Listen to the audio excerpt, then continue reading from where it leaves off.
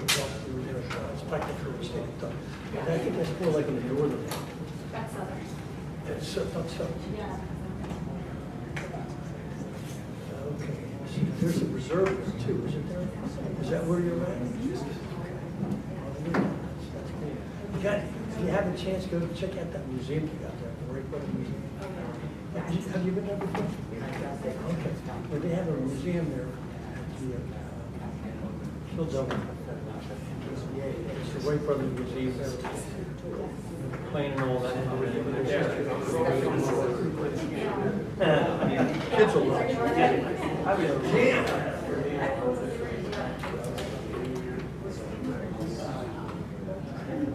Okay.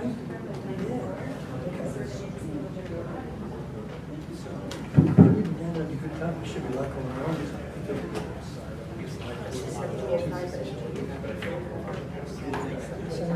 How long are you going to be going?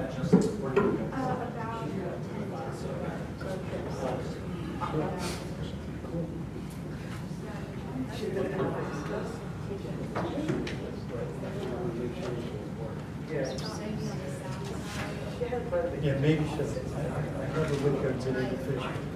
I don't know that on you. Maybe charter from that. Yeah, good trip.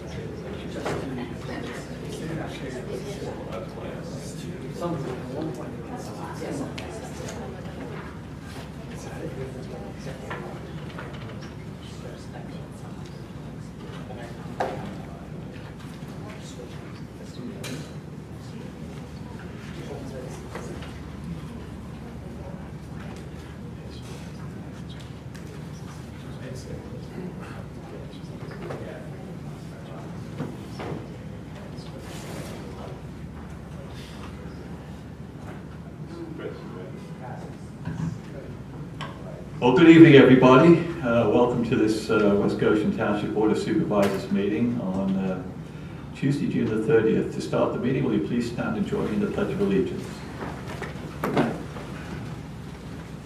Pledge allegiance to the flag of the United States of America and to the republic for which it stands, one nation, under God, indivisible, with liberty and justice for all. Please be aware this meeting is being live streamed on our YouTube channel, and also the meeting may be audio or video recorded by people present in the room. The meeting tonight is a continuation of our hearing for the master plan for Westchester University. But before we reconvene the hearing, is there anyone here who has a question for staff or the board about anything other than this continued hearing that we're holding tonight? Very good, doesn't look like it, so we'll start the hearing again. And Kristen, if you want to remind us where we are. Sure, so this is the conditional use application filed by Westchester University for approval of their university campus plan. It's a master plan that the township's zoning ordinance requires them to go through in order to get zoning approval to build future buildings on their campus in West Goshen. At the conclusion of the hearing on the June 23rd, 2026, we continued the hearing until tonight, June 30th at 6 p.m. We are going to go a little bit out of order in terms of the township has some witnesses that they're going to call first. I know that the chairman has a question for the university as a follow-up to one of the witnesses, so I'm going to ask Sean if he wants to ask that question now first. Yes, I have a question, Brian, for one of the witnesses you brought to the last meeting. I forget the gentleman's name. He was the individual from Florida. Rob Kellner from MGT. Yes, exactly. I would like to ask him the question, where does Westchester University stack up relative to the availability of student beds as a ratio of the student population compared to its peer universities here in Pennsylvania. So is it in the bottom 20%? Is it around the mean? Where is it relative to its peer universities in Pennsylvania in terms of the availability, the number of beds per, as a ratio of the actual student body? Yeah, just really in Pennsylvania. Just, something that's a comparator, the best comparator he would have.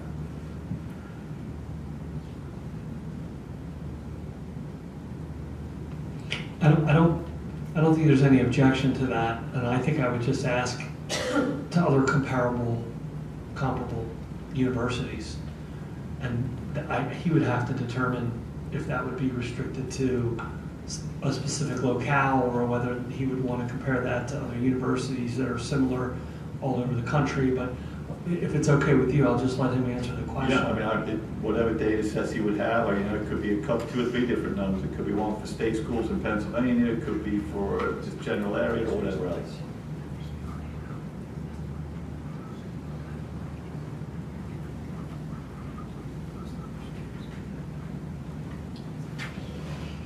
Okay, well, I will ask him that question and try to get you an answer. Very good, thank you. You're welcome.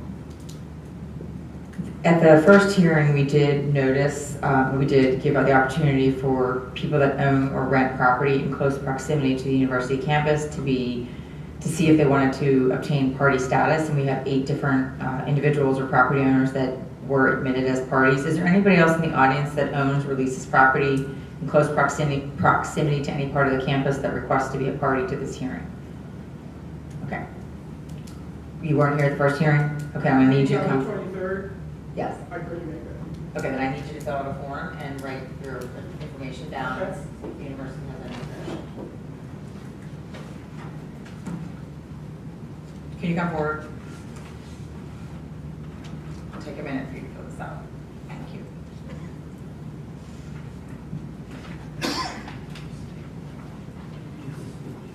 Yeah, that's fine, thank you.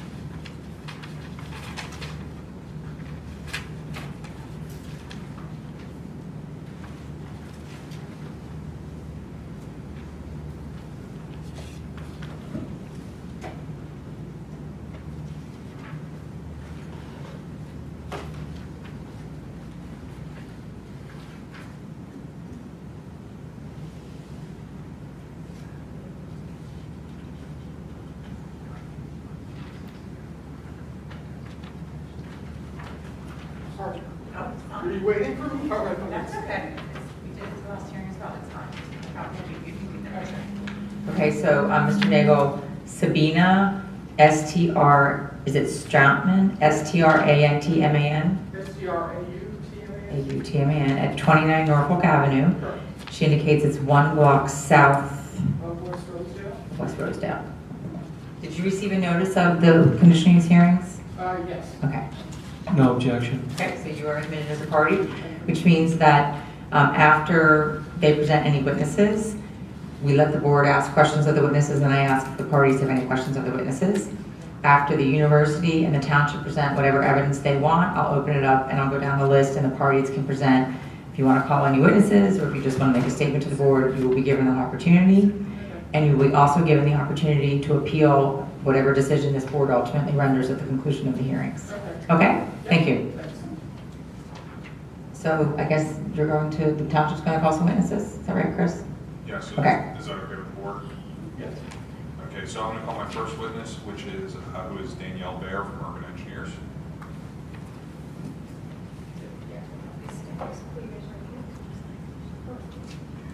solemnly swear or affirm the testimony you're about to give will be the truth, the whole truth.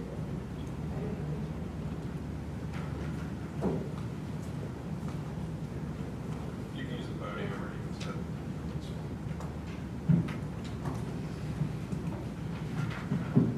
So Ms. Baer, for the board's information and for the public's information, could you please describe your experience, including your work history, education, and planning experience? Yes, I'm Danielle Baer. I have 7 years of planning experience, and prior to that, I attended Bucknell University, graduating in 2018 with a bachelor degree in geography, and immediately went to Temple University to receive my master's degree in city and regional planning.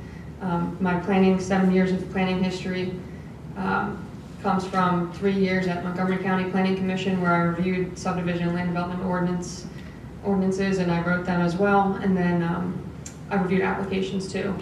And more recently, I work at Urban Engineers now, where I do everything planning, whether it's creating master plans, reviewing them, working on the transportation, circulation, safety side of things, you name it. I would offer Ms. Baer as an expert in city and regional planning. No objection. Chris, I should also No add, I objection. am certified as well, my AICP certification. Thank you. Will be admitted as an expert in that field. Ms. Baer, could you please provide an overview of your review comments in your letter dated February 17th, 2026? This is marked as Exhibit B5. Yeah, so I'll walk through my comments pretty quickly now. I know I've presented to the Planning Commission previously and you've all received this, but let me know if you need me to go over anything in more detail. The first section, we talk about just general master plan comments. In this section, I just noted several typos I identified in the various plans and application documents we received, whether that was just a discrepancy in the number of beds on different documents or just typos and misspellings. So that first section is really just general comments in that regard. Then I get into multimodal mobility comments. And first comment there talks about South New Street. We found South New Street to be a really important connector between the north and south campuses. And we really wanted to look at how to improve that connection for all road users. The plan had noted the overall plan to implement a bike lane along South New Street, and we would support that, but also took a time to look at the existing conditions of the street and propose several safety recommendations based on its current standing. So first, that was looking at, obviously the street crosses into multiple municipalities. One thing we wanted to note was just keeping any safety improvements or signage or wayfinding consistent across the corridor, just to make it easier for people to travel. Next, the existing trail crossings and mid-block crossings along the street have several non-compliances, whether that's no fault of anyone here. It's the standards have been updated and looking at just different signage and improvements and things to get it up to code. Additionally, ADA compatibility in order to make everyone with different abilities able to safely traverse the street and cross the street. And then finally, we floated the idea out there of an RRFB, which is a rectangular rapid flashing beacon at the stadium crossing, depending on if pedestrian traffic warrants it, specifically during football games or different events, if there's high quantities of people crossing the street, it might be more helpful to make them pedestrians more visible to drivers and have them slow down and ultimately yield to the pedestrians. From there, we go into the traffic comments. The most important traffic comment we had was about the pedestrianization of Church Street. Ultimately, we support the concept in order to connect the entirety of North Campus and make it safer to cross over from the classroom section and the quad over to where the residences are and the student amenities. However, before anyone were to consider closing Church Street, there's a lot of different features and impacts that need to be studied and coordinated, and it's not as easy as just canceling out the roadway on the map. So we just noted several of those potential impacts and different parties that would really need to be brought into the conversation if this were to go forward. And those include, first, the borough owns Church Street, so they ultimately would have final say over what happens to it. Next, there's the University Public Safety building housed right off of Church Street, and they park their vehicles along Church Street, so that's an important impact. Where will that go? Where will they park? They still need to be in a central location probably. SEPTA runs the 104 bus along Church Street currently, and they have an existing bus shelter on Church Street. The Chesco Connect shuttle, again, runs along Church Street. Several food trucks are parked there, so if you close it completely, where would they park? Where would they go? And then there are dozens of borough parking spaces along Church Street, so again, the borough would have to determine where to relocate those. And then finally, there are a couple existing curb cuts with bollards off of Church Street. I imagine that's for maintenance vehicles probably, or maybe loading. And again, if you're closing Church Street, you need to figure out how to get them that access, if that access is still important. So all that to say, if they were to close Church Street, there's a lot of impacts to be considered. From there, the next traffic comment was West Rosedale Avenue and the High Street intersection. This is something that we identified as a big gateway into campus. Obviously, it's right along the municipal border, but it's really that connector between the big parking lot and temporary housing facility right now to the primary portion of North Campus. So looking at how many waves of people flow through that intersection, how best can we get them through that intersection. So we came out here and studied the intersection in between class change-off periods. I will say I only came out here once. We didn't do a full study by any means, but it didn't seem like there was a significant problem other than maybe queuing for a delay of maybe one light cycle at most and queuing of 6 or 7 vehicles at maximum from what I observed. But that said, if there were a need to further study this intersection, that would be something we could assist with if needed. And then finally, the last traffic comment we have here was the West Rosedale Avenue and South New Street signal. This was just something that the plan had noted they were improving that intersection, and I don't live here, I was unaware, so I checked it out, and obviously that's already being done, and it's looking good, and they're taking care of the misalignment that would have raised concerns on my end. So that comment really is just stating that we came out here and saw it, and it looks good. Next is the environmental section of our letter. Water and sewer, so really just the biggest takeaway here is at this planning level, you're not going to get into the nitty-gritty of things until really the land development process. But that said, with an increase in beds, it's really important to coordinate and make sure that water and sewer providers ensure there's adequate capacity at a later phase.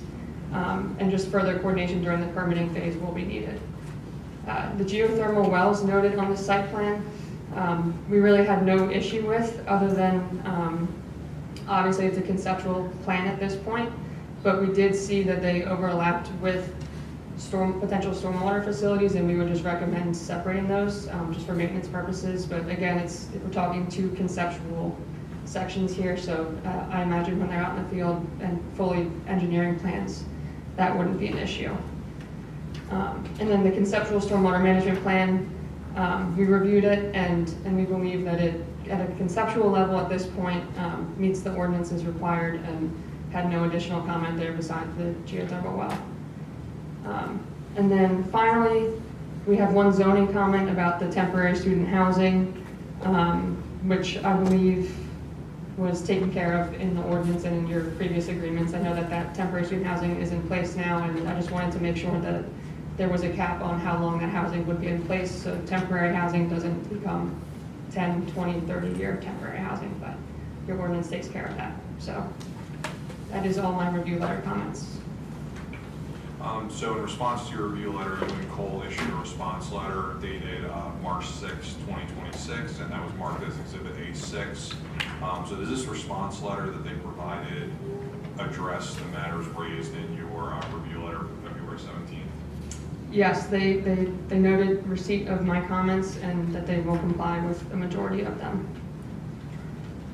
In reviewing the master campus plan that was submitted, Would be your professional opinion that it complies with the following sections of the Township Zoning Ordinance, Section 8475, which are the general standards for conditional use approval, Section 8435, which are the use regulations, so specifically related to that are the uses proposed permitted in each of the district classes, and Section 84137, which relate to the university master campus plan components. Yes, I would ultimately defer to your zoning officer for formal review, but in my review, I'm not as familiar with the ordinances as they are, but I will say in my review, I found no issue. As part of the master plan, the university submitted an enrollment report and projection analysis, which was required under Section 84138.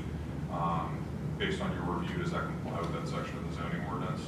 Yes, it includes all the required points of data that are laid out in your ordinance. Okay. There was a housing report analysis that was submitted as required by Section 84139.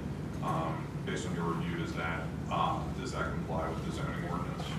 Yes, at a high level, it includes all of the full-time, part-time staff and student data required.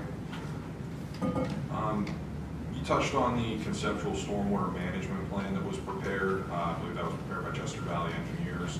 Do you have any concerns regarding the conceptual stormwater management plan that was submitted?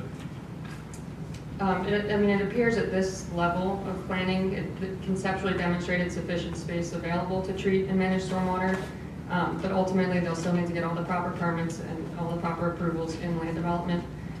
Again, the only concern was the overlapping features with the geothermal wells and the stormwater facilities. We would just want those to be separated just for ease of maintenance and other things, but at this point, that's the only red flag. There's a provision in the general conditions for conditional use, the general standards for conditional use in the zoning ordinance. It's outlined in Section 8475A1K, and it discusses that essentially the proposed improvements won't result in a increase in surface water runoff. Were you able to obtain that from the conceptual stormwater plan that was prepared? The plan, there's about one sentence, I believe, in the plan that indicates runoff from the proposed development will be collected within the project limits. And if they stay to that, then it will comply. Is that something, I'm assuming that's something that would be hashed out during the land development process if any of these projects proceed forward to that stage? Correct. Overall, do you believe that is it your professional opinion that the master site plan is in compliance with the requirements of Section 84143, which is the overall development plan that was submitted? Yes, the master plan includes all those required components, and we were in receipt of those and reviewed them in our review letter. Okay.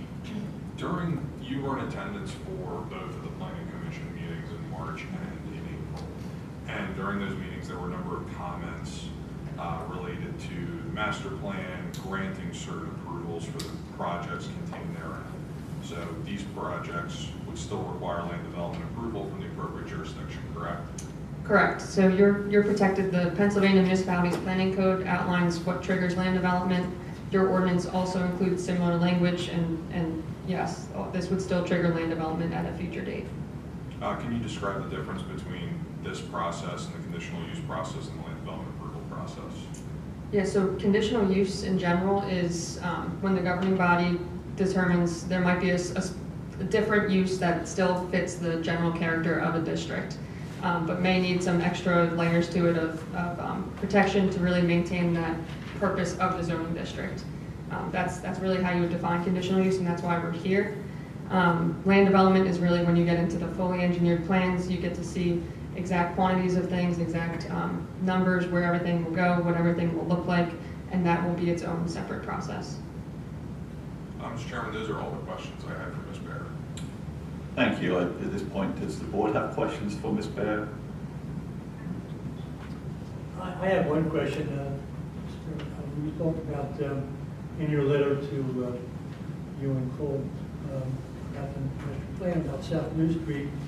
Do you consider South New Street between Rosedale and all the way down to the South Campus to be a primary means of access between the North and South Campus?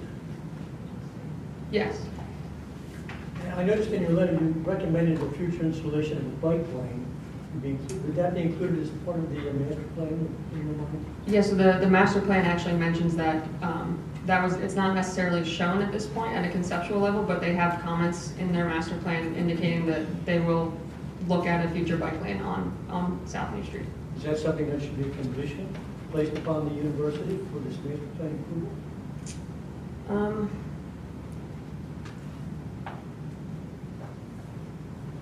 Perhaps. It would be a great bicycle. It's a pretty long walk between the two campuses. I could see students biking significantly through that corridor. The only problem that you get is limited right-of-way, and that might impact the properties along South New Street. So do you want to require that at this point? I don't know. It would kind of, you would need a future study to look at that. Well, how could that be made a condition, understanding there are some complications that could be addressed, but how could that be included as part of our conditional use approval?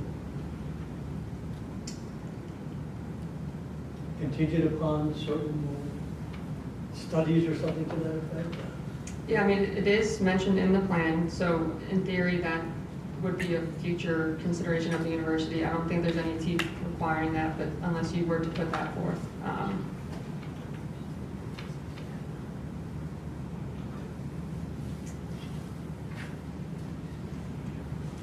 I just want to make sure I'm clear with what we're talking about. So are you talking about a bike lane that would run all the way down to South Campus along New Street, up to that intersection and beyond that intersection? Are there...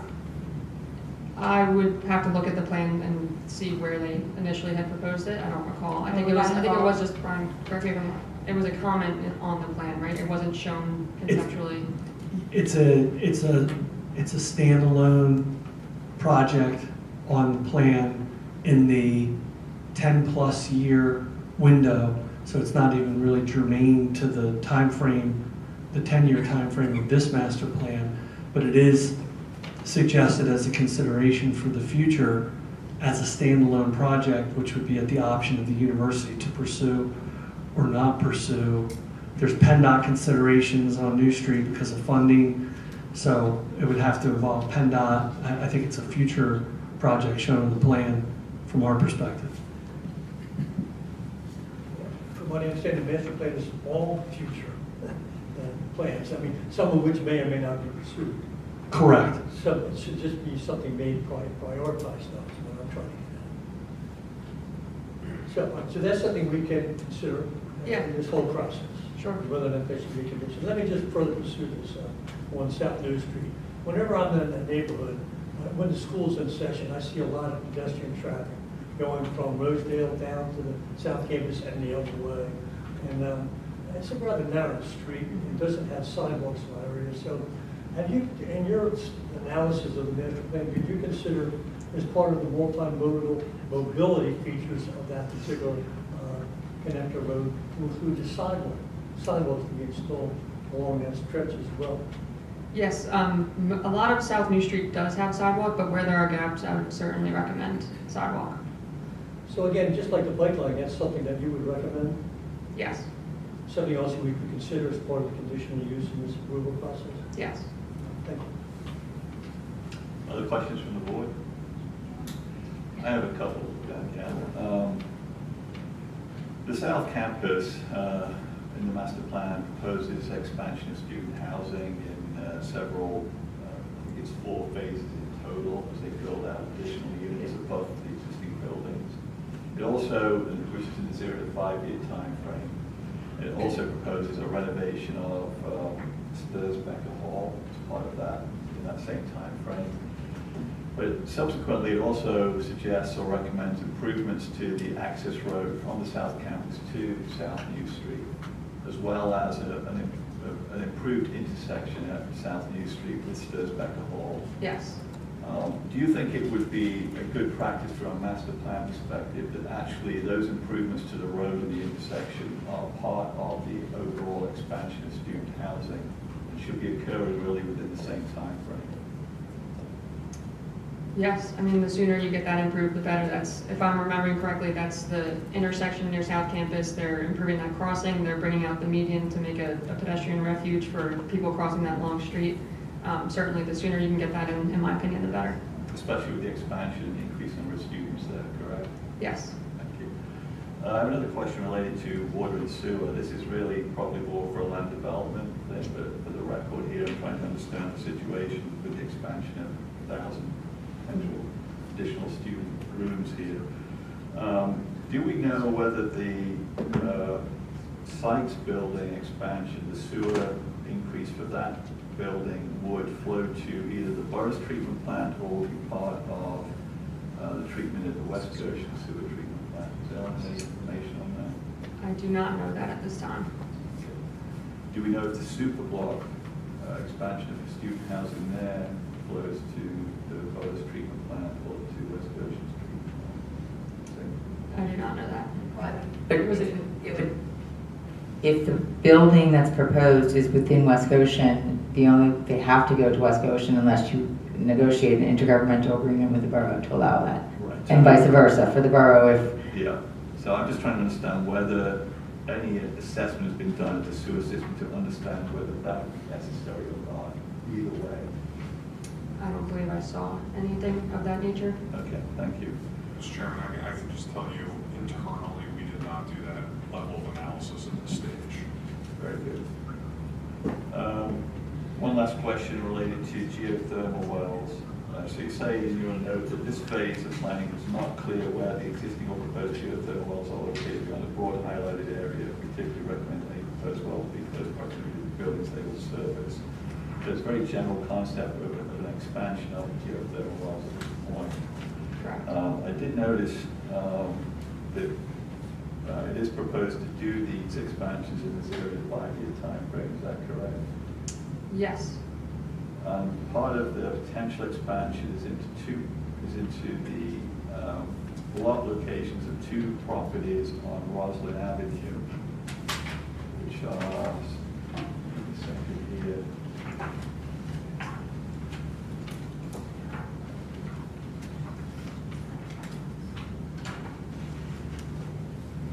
809 Roslyn Avenue and 811 Roslyn Avenue, which I understand used to be private residence properties that the university has acquired over the years. Do you know whether that area is absolutely essential for a geothermal field expansion, or is just, at this point, purely conceptual? At this point, to my knowledge, it's just purely conceptual. Okay, thank you. I do have one question that I do want to ask you. So when you were conducting this work, was it your understanding that the Glen Echo site on South Campus was going to remain as an open field that would serve as a buffer to the neighborhoods right near there? Or was it your interpretation that the university was planning to develop that property? Could you please let me know which the Glen Echo site is? Yes, so it's on South Campus. Do you have the master plan in front of you? I do, yeah. Can you turn to there's a page 40. And I have the site plan. That helps. Okay, I don't know what page is on there. The Glen Echo site is on South Campus. It's as it exists now, it's an open field, a recreational field, and it's a buffer to some neighborhoods that surround it. I mean, if on the site plan it's not showing proposed development, then that's correct. I assumed it was going to remain as an open field. So did I. So, and there are a couple places in the master plan that sort of say the same thing, that the vision for Glen Echo is that it would remain as an open field. But I know that in our last hearing, it was also mentioned that the site could possibly be developed. And so I wanted a clear understanding of what your interpretation was when you read the plan. Yeah, my interpretation was that that would remain as is. Is that in East Bradford? Yes. Okay, yeah, and so that's outside the purview of this hearing and of the zoning ordinance, unfortunately. So yes, I assumed it was to remain, but Okay. Thank you. Yeah, there's no development shown on the master plan for that area. Okay, thanks. So just to follow up on that, Brian, if I look at the exhibit presented by Chester Valley Engineers in this area 5-year time frame for South Campus, it does show a renovation addition to the south side common 3-story building, which potentially theoretically is backs up to the Glen Echo side, so I don't know whether some encroachment into that side would be necessary. I mean, I think that's really considered part of the South Campus Apartments property and not part of the Glen Echo area. Okay. Any other questions for Ms. Beck? I have a question. I thought that there was, might be more for the university. I thought there was, because I used to run it, there's a trail along South New Street. It's not within the right of way, I don't think it is, but it's a separate trail. There's the road, there's a grass strip, and then there's a trail that you can go from the intersection of Rosedale and New all the way down to the stadium. Well, that was going to be one of my questions for Ms. Barron. Yes, there's continuous sidewalk from the intersection of Rosedale and New Street on the east side all the way to South stadium. Campus. Yeah. Correct. Okay, so would that not suffice as far as a bike path or a sidewalk? I would just add that it's not currently ADA compliant, Okay. so, yeah. Well, for a sidewalk maybe, but bike path would need to be different. Yeah, 'cause, I mean, I run it. It's 4 to 6 feet wide. So I just didn't know what we're looking for in addition to that. If it's ADA compliant, that makes sense. Yeah, I don't recall how wide it is. I think the standard now is at least 5 feet. That's 6 preferred for any sort of multi-use path. Does the university know if that's within the right of way of this road or that's on? I mean, I'm confused by whose property it is. I don't think I'm not aware of any separate independent analysis as to where it falls vis-a-vis the right of way. I mean, it was recently improved. It was paved not too long ago. So was that a university project? Portions of it were Okay. paved,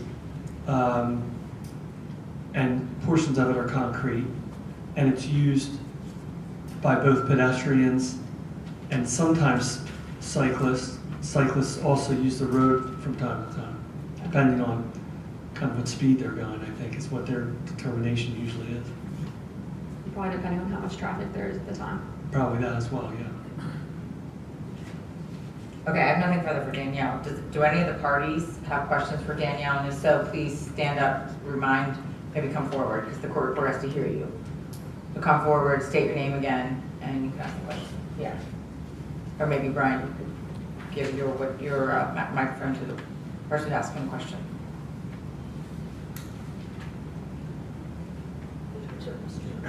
Dan Diskin, 807 Spruce Avenue. So Mr. Bayshore asked you about section 8475 of the code, which I don't expect you to be immediately familiar with, but what it does is it establishes exactly what needs to be proven in order for conditional use to be established, or to be approved. You mentioned the water and sewer capacity as something that was not proven at this point. One of the requirements of 8475, actually 2 of them, B,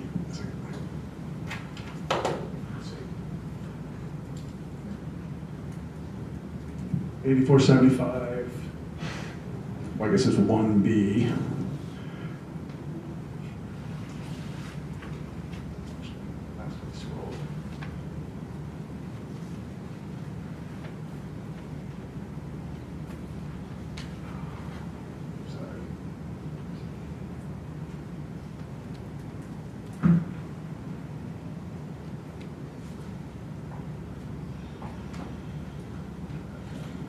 So 184-75A1E. I'm sorry, jump down to D.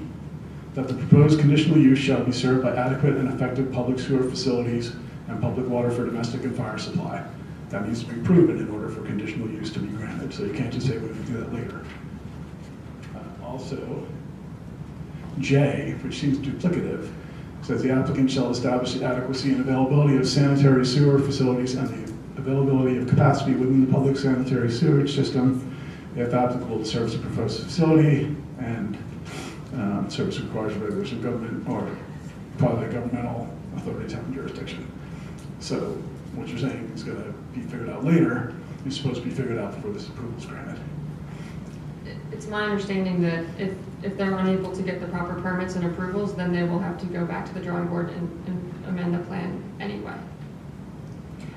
I think I just want to interject for a second because this is a little bit different than a conditional use for a specific building where they can identify exactly what the building is, what the number of beds are, what the number of offices are, et cetera, on a master plan scale. And I understand what you're saying. The code does say what you're saying, and it does say the applicant shall present evidence of that during the conditional use. But because this is a master plan, it's a little bit different in that they're showing buildings, but they don't know for certain how many stories it's going to be, how many beds it's going to contemplate. The sewer and water calculation is very detailed based on those specifics. So they, as Danielle mentioned, they can't go forward with a land development approval unless they demonstrate water and sewer capacity. So right now, they would be making up numbers, right? I mean, they could present something to identify for the West Goshen, for example, how much sewer capacity is available, and they could maybe do a projection, but it's not going to be a very helpful projection because the devil's in the detail, if that makes sense. So I just want to make sure you understand that it's a master plan dream, so to speak, and it would constitute their zoning approval, but then to actually go build a building, it requires a land development approval, which at that time, they must demonstrate absolute capacity is available. In fact, they have to get the capacity and sign whatever agreements and pay whatever fees are necessary to get the, at least for sewer, it's a municipal thing. The water, they deal with the public utility for that. So is that going to be the same answer to all of the requirements of 84? No, it depends on what they are. I mean, I think that some of the more general requirements don't fit well into this master plan process, and we just have to recognize that. This is a little bit different than a normal conditional use. For example, in past times when the university came to the West Goshen, they had a specific office building they were building. They knew exactly the number of employees that were going to work in that building. They knew the number of toilet facilities, that kind of thing. This is much higher level that they're not going to have that level of detail. So some of those, I think the board is going to have to find just aren't totally relevant at this stage of the game. But a lot of that detail they do have on the size expansion, which is my I don't know. concern. Yeah. So I'll ask my questions and you Sure. tell me which ones don't apply. Because B requires that adequate buffer areas and screening is required to obscure the projects from the view of the residents. None of that is reflected on the plans for the site expansion. Yeah, and again, they when they do the land development, because they don't exactly know specifically where the building's going to be located on that lot, it doesn't make a lot of sense to put total detail into the buffering yet, because that's going to shift depending on where the building goes, depending on what they get the funding to do on how large the building's going to be. So not to say that this board isn't going to require that buffering, because they will when it gets to a land development stage. But again, you have to just understand the difference between this type of conditional use and your other ones you've seen in the past. Okay, I guess I'm just reading the ordinances. No, I understand to say that. This is what they have to do. I understand that, but So what I'm saying is, how is anyone supposed to know what parts of this don't apply to this process? by understanding what I'm telling you, that the master plan is a more higher level review of a master plan, that then as they move forward and decide which building or which project on that master plan to go forward with, then the land development plan gets filed for that, and all the very detailed ordinance requirements would have to come out. Those general criteria are going to be found somewhere more specific in a zoning ordinance, like a specific zoning ordinance on landscaping or lighting, or a subdivision land development ordinance where it actually tells you the width of the buffer, the type of landscaping that's allowed, that kind of thing. So I know what you're saying, and I hear what you're saying, but I'm just telling you that the master plan process is just a little bit different. Okay, because it's not written that way. So that's what's confusing me. To me, I thought that an ordinance was an ordinance. Well, in hindsight, it should have probably been written in a way that says, to the extent applicable at the time of master plan. Right. That's really what it should have said. Because it seems like a decision that's not based on the way the ordinance is written isn't really valid in terms of legality. Well, I don't know if I'd say that. I just think we have to be practical about how we interpret it. And we have to interpret, there's rules of statutory construction that we have to interpret the entire ordinance together. Gotcha. All right, I don't have any more questions for her, I guess. All right, thanks. Any of the other parties, please come forward and state your name and ask your questions. Lou Heiss, 816 South Church Avenue. I know that traffic was addressed, I think you and I might have talked like a month ago, and there was some traffic study, I don't know much about it. Is that the one that resulted in LOS categories like C and D? What we saw, what was given to us, was nothing worse than LSB, I believe, or C, which is required by ordinance. I thought I saw D, but that's fine. But the reason I'm bringing this up is we're in a neighborhood bordering, let's say, south of Rosedale, west of High Street, and east of Church Avenue, that's highly sensitive to traffic. So any plans that affect that region should be part of a traffic study. Last one I'm aware of, now there's one in 2004 which was a regional traffic study, but the most relevant one we had was Bill Camlin did one in 2000. Well, October 99 and 2000, where he did an actual study in Norfolk, eastbound traffic, westbound traffic. He did it while school was in session. He did it when school was out. And I could give you the numbers, but I think the township probably has the records. If you're looking for them, I could give you the date. But basically, let me give you the summary. Basically said, overall reduction in traffic of 59% when school was out, speed reduced by 54%. Now, I know that's 26 years ago, but I think the reason I'm bringing it up is because it's a very sensitive street and it's sensitive to changes. So I guess I'd like to see a study on Norfolk when plans get more involved. Does that sound reasonable?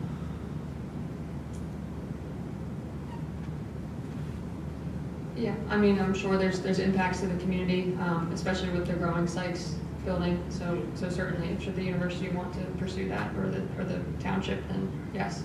Okay, I guess I'm stating to you guys that Bill Camlin, 26 years ago, showed a pretty significant impact, but in 26 years, I'm sure things have changed, including the rerouting of Roslyn traffic, which I think this is pre the rerouting of Roslyn, which you're probably aware of.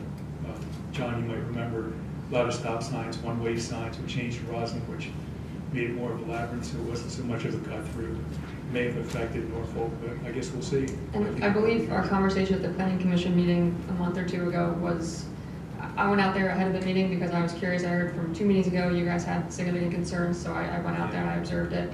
To my knowledge, what I'm hearing and what I'm seeing is vehicles aren't following those one-way signs. They're not, the loading vehicles aren't necessarily following the loading timings and directions. So like the no truck signs, yeah. So a lot of it, unfortunately, in my mind, is an enforcement issue at this time. Yeah. But could a traffic study end up showing different problems? Certainly. But from what I was able to observe in the 1 hour I was out there, it's a largely an enforcement issue right now. Yeah. All right. Thank you. Yeah.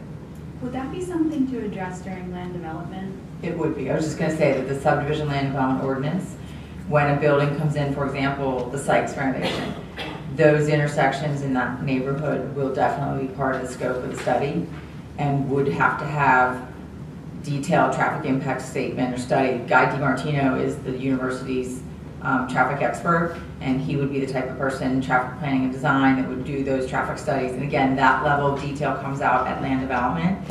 Again, and I don't mean to, it doesn't make a lot of sense to do that right now. Some of these buildings are in their 10-year plan. Well, the traffic's going to be different in 10 years. So we want the studies to be more in line with when the actual building's going to be built.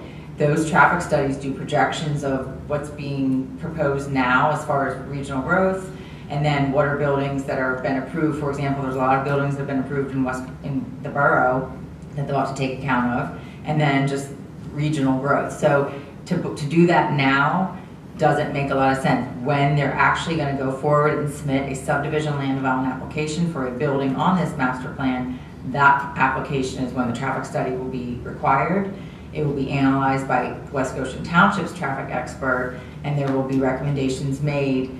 If they're township roads, the township has the authority to impose conditions with respect to those roads. If they're PennDOT roads, then they have to go through the PennDOT highway occupancy permit process. So that will not get overlooked, and it will get done.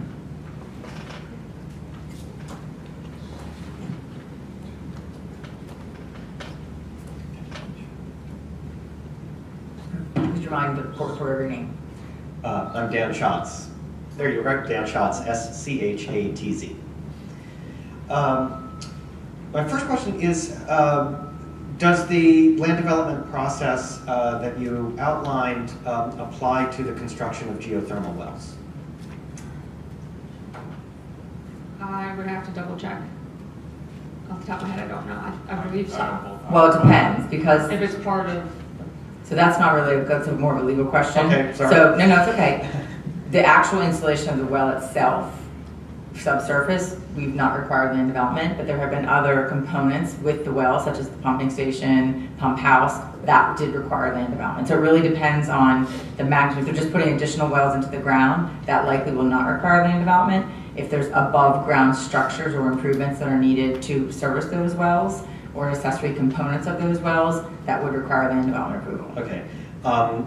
My concern is the impact from the construction. I'm not concerned with the wells being there, but the impact, the noise that is created, particularly during the construction, because it was bad last time. So just that the supervisors are aware of that. My second question is, among the errors that you identified in the version of the plan before the supervisors, the February version of the plan, did that include the recommendation of a multi-level parking structure behind Sykes Student Union that's on page 24? My comments did not include that, no. Okay. Is a, to your knowledge, multi-level parking structure in that area consistent with the PUC zoning ordinance? Objection relevance, it's not on the plan anymore, it's been removed. It hasn't been removed from the plan that I've seen that was sent to us as residents. Has that been removed? Yes, Is that we showed it at the last hearing. Which exhibit is that, Brian? Is that A4? Page 94 of A4. Okay, well, A4 was the one that, I'm sorry, page 94 of A3. And it was clarified in Mr. Talley's testimony that that has been removed and it's no longer part of the plan. okay, well, Chris can pull it up and we can show that so that you can see that. Thank you. We're just concerned that Understood. the plan that is approved by the supervisors is actually what is planned. So, Sure, he'll pull that up if you want to give him a second. okay. Thank you for bringing it forward.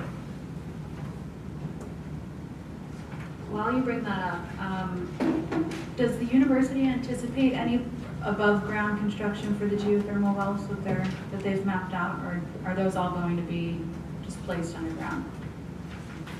As far as we're aware, all placed on the ground. Okay. I would think that is a very good condition, though. I've been like sort of keeping notes on good conditions. I know in the past, the university, after problems were associated, we dealt with the noise. So I would say to the extent that the university puts in additional wells, that there be some notification provided to the township, and the township work with the university to make sure proper notification to neighbors is given, proper time frames, that kind of thing. There's already a binding existing condition that says exactly that. It's part of the pump house conditional use approval. Okay, so we'll go back and reference that and make sure it says what the board. It's also on page 24, there's a picture of the expansion of sites. Okay, we're talking about two different things. I was talking to her question about wells, but you're talking about the parking? Yeah, it says on page 24, that we're having the recommendation. Are you looking at this book, Tina? Yes. I think this is the old one. That's right. In your packets that I delivered the very first day, that's the old. No, I have the new one. I have Oh, okay. This is the new one. Okay. Yeah, I have both. This one was dated. Let's do one thing at a time. Is this page 94, which Mr. Nagel just references? This is page 94, exhibit A3 that you have up on the screen. Yes. And it just, where's, I'm trying to, is this This site? is, so this is the site, the existing site student union. This is the proposed expansion, and this is the surface parking. Okay. Yes. Right. My concern is with page 24. Yes, that's where it's listed still. It is still listed on page 24. Level parking structure behind Stokes Student Union. Yep, and it's in the February 20, it's page 24, it's the second bullet point of the February 2026 dated master plan that was presented as exhibit A3, but it has been removed from page 94. Correct. There were some typographical references throughout the report, and it was discussed with the planning commission that at the end of the conditional use process, Mr. Talley will update A4 with a version that includes all of the typewritten, A3, thank you, A3 with a version that includes all of the typewritten references removed, plus any other final changes that need to be made. But the representations of the applicant are what control in this hearing, and the applicant has represented that the prior parking garage that was shown behind Sykes has been removed and is not part of the master plan, notwithstanding any typewritten reference to it in some prior document.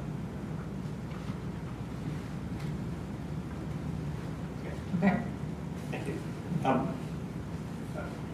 Question? Well, I have a question, but it's not really for you, so thank Okay, you. thanks. Any other questions for this witness? Yeah. Sabina Strout. You need to use the microphone or for us to take you down. Thank you. Hello, my name is Sabina Stroutman. I just want to follow up on the traffic on Norfolk Avenue. I believe your colleague was Eamon, Yes. and he mentioned that a way that our residents could control that is to either change the egress, ingress out of that parking lot. Yes, that would be, again, part of a future study as part of land development, see if there's a But better way to improve that the doesn't access. require a study, right? As residents, if we want to change and request the township to change it into a one-way, that would change the ingress, egress out of that. Is it ingress egress from a university property today? It's, yeah, the parking lot of the Sykes Union, So- which affects the volume of traffic. But if that's not public property, the township can't demand that to happen? No, So, that Norfolk Avenue, it's still Norfolk Avenue. right, but you're saying it's an existing entrance driveway from a private parking lot that the university owns to the road? Yes. Okay, well, that has to happen through a land development process.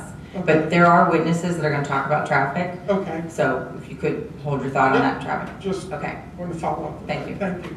any other questions for Danielle? There's a woman behind you. Lynn Reinhardt, 806 South High Street. So in the master plan for South Campus development, there is additional housing, and I believe it talked about additional bike storage. Am I correct? Even if it didn't, Is that there are for me? well, yeah, there are going to be more bikes. So if we're not requiring any sort of improvement for bike lanes or, bike traffic from south to north, it seems out of step that we'd increase capacity as far as students, but not do anything as far as safety. So the plan does, excuse me, the plan does indicate in the planning document as well as the site plan, I believe there's a note on the site plan, but also throughout the planning document, they indicate the need to improve and increase bike storage facilities. So that is something in the overall master plan document that they indicate they're going to do. Does that address your question? I mean, I think her point is that she feels that it should be done sooner. Right, Yeah. together. So just to follow up on that, so this is similar to the point that I asked you about, Danielle, that if we're going to increase the student population in South Campus, about those road improvements and the intersection improvements, so would you, in your opinion, would it be appropriate at that same time that student population is expanded on the South Campus, that the improvements to South New Street in terms of bike path or whatever else is proposed is done at that same time? Yes, I mean, I'm always a proponent of safety. I think that should be done ASAP, but especially with the added students. Thank you. Any other questions for this witness? I have one more, I'm sorry. In your note, you said conceptual stormwater management, that you reviewed it and you don't have any comments at this time. Can you confirm that the expansion of the buildings that are renovated, any additional new buildings that are happening in the Westchester Borough super block, that the stormwater management and mitigation will most probably occur within that footprint of the super block and would not be conveyed down to south of Rosedale Avenue, requiring more infiltration and then subsequent discharge into West Goshen? Is that a true statement or not? Yes, at this level, yes, because the plan even claims the sentence that runoff from the proposed development will be collected within the project limits, and from that, I anticipate project limits meaning each specific project that comes out of this. So as they come in for land development, that's its own project. It will then maintain runoff within those limits. And do you believe that the latest and recently revised ordinances for stormwater management for land development for both Westchester Borough and West Goshen Township should, in theory, improve stormwater management compared to historic practices that exist today? Yes, I think regulations in general are improving as we learn how to better manage stormwater management, so yes. Thank you. Okay, no more questions for this witness? Mr. Nagel, I'm sorry, yes, please. Yeah, just one. You mentioned during the questions that Mr. Bayshore asked you that about future land development requirements. You're aware that this plan includes internal improvements to existing buildings. Correct. And projects that would require additions be built, correct? Correct. And when you say this would require land development, you mean an addition to a building or a land development project, not any internal improvement of an Correct. existing building? Internal renovations do not trigger land development. Just the same as if you own your house, you want to redo your kitchen, that's not a full land development process. Thank you. Okay, so this witness we're done with. Thank you, Danielle. Thank you. Township have another witness? You're calling out? I believe we were going to go with Guy DiMartino now. Is that correct, Brian? That's fine. So just so the audience understands, we're going a little bit out of order. Normally, the university would present all their witnesses, and then the township, and then the parties. But because of people's availability with holiday schedules, vacation schedules, we're going a little bit out of order. So we're going to go back to the university presenting their traffic expert, and then we'll be able to ask questions of him. And I think the township is going to present one more witness this evening. Okay? Do you solemnly swear or affirm that the testimony about to give will be the truth, the whole truth, and nothing but the truth? Please state your name, spell your last name, and your place of employment. Good evening, Guy DiMartino. Last name's D-I-M-A-R-T-I-N-O. I'm employed by Traffic Planning and Design, Inc. What is your position with Traffic Planning and Design, Inc.? Regional Leader in Transportation Planning. What are your duties in that position? I perform traffic impact studies, preliminary HOP evaluations, signal warrant canal evaluations, anything really associated with applications such as this. We're dealing with municipalities, dealing with PennDOT residents when performing planning type exercises associated with from a traffic perspective. Can you provide the supervisors with a summary of your educational background and your licensing?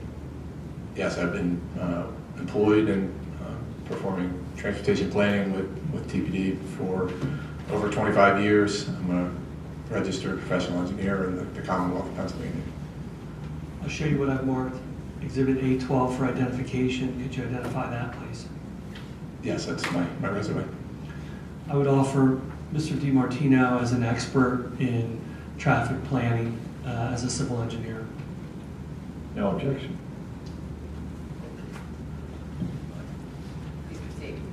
Thank you. Are you familiar with Westchester University's conditional use application that's pending before the Board of Supervisors for master plan approval, which we've marked as Exhibit A2? Yes. Did you produce any documents that were part of the master plan conditional use application submission? Yes, we prepared a master plan transportation impact study and a master plan parking study.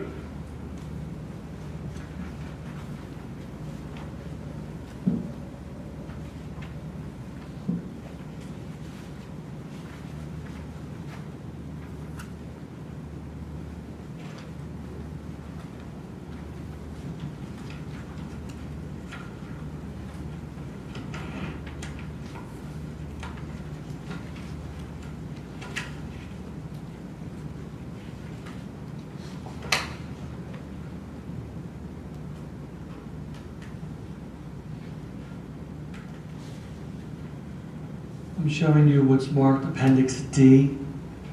Is that the master plan traffic impact study?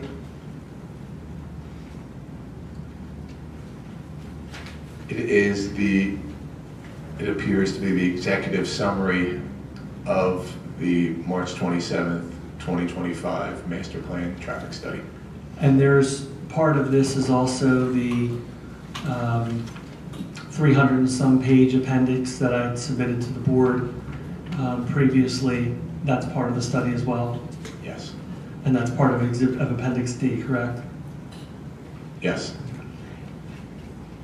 Are you familiar with the components of the University Main Campus Plan in Section 84-137 of the Township Zoning Ordinance? Yes, I am. And one of those components falls under, I think it's Section C3, but it's a University Campus Transportation Study. You're familiar with those requirements, correct? Yes, I am.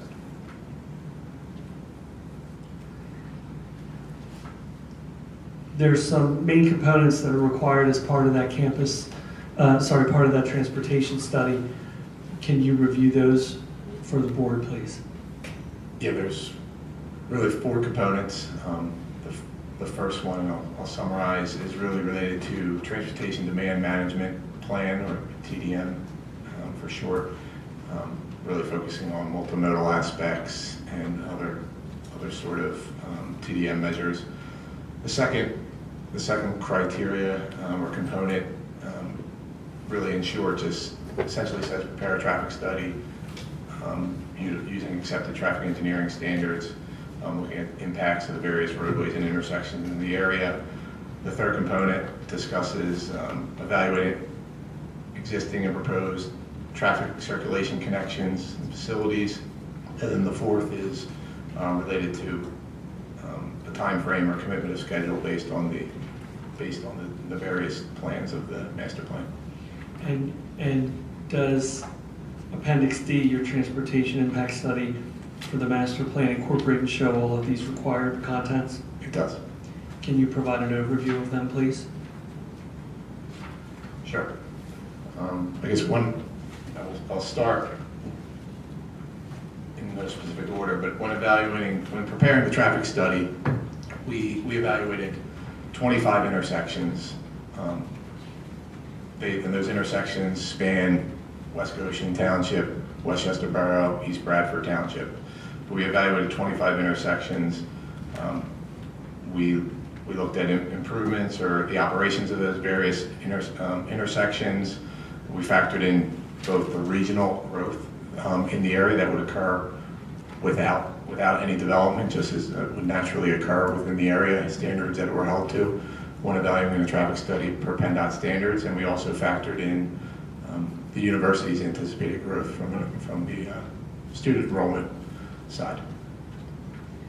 Can you provide a summary of your findings and of your conclusions? Yes, so based on the evaluation of the various intersections, all the intersections are anticipated to operate at level of service C or better under future conditions with the anticipated enrollment increase and the regional growth. So we, as you've heard a number of times this evening, as specific land development applications for various university projects take shape, we'll certainly hone in on the traffic study further and look at more detailed aspects of the traffic study, and again, perform a more focused traffic study and evaluating these intersections or specific intersections in the proximity of that specific land development application for the university.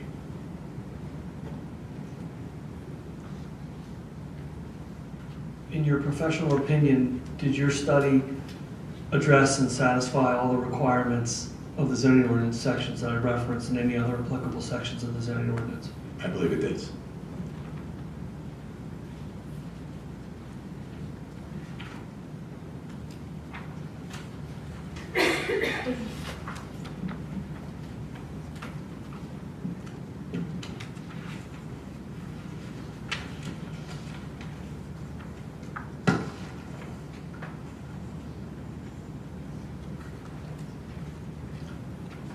I'm showing you what's marked as Appendix E. Could you identify that document?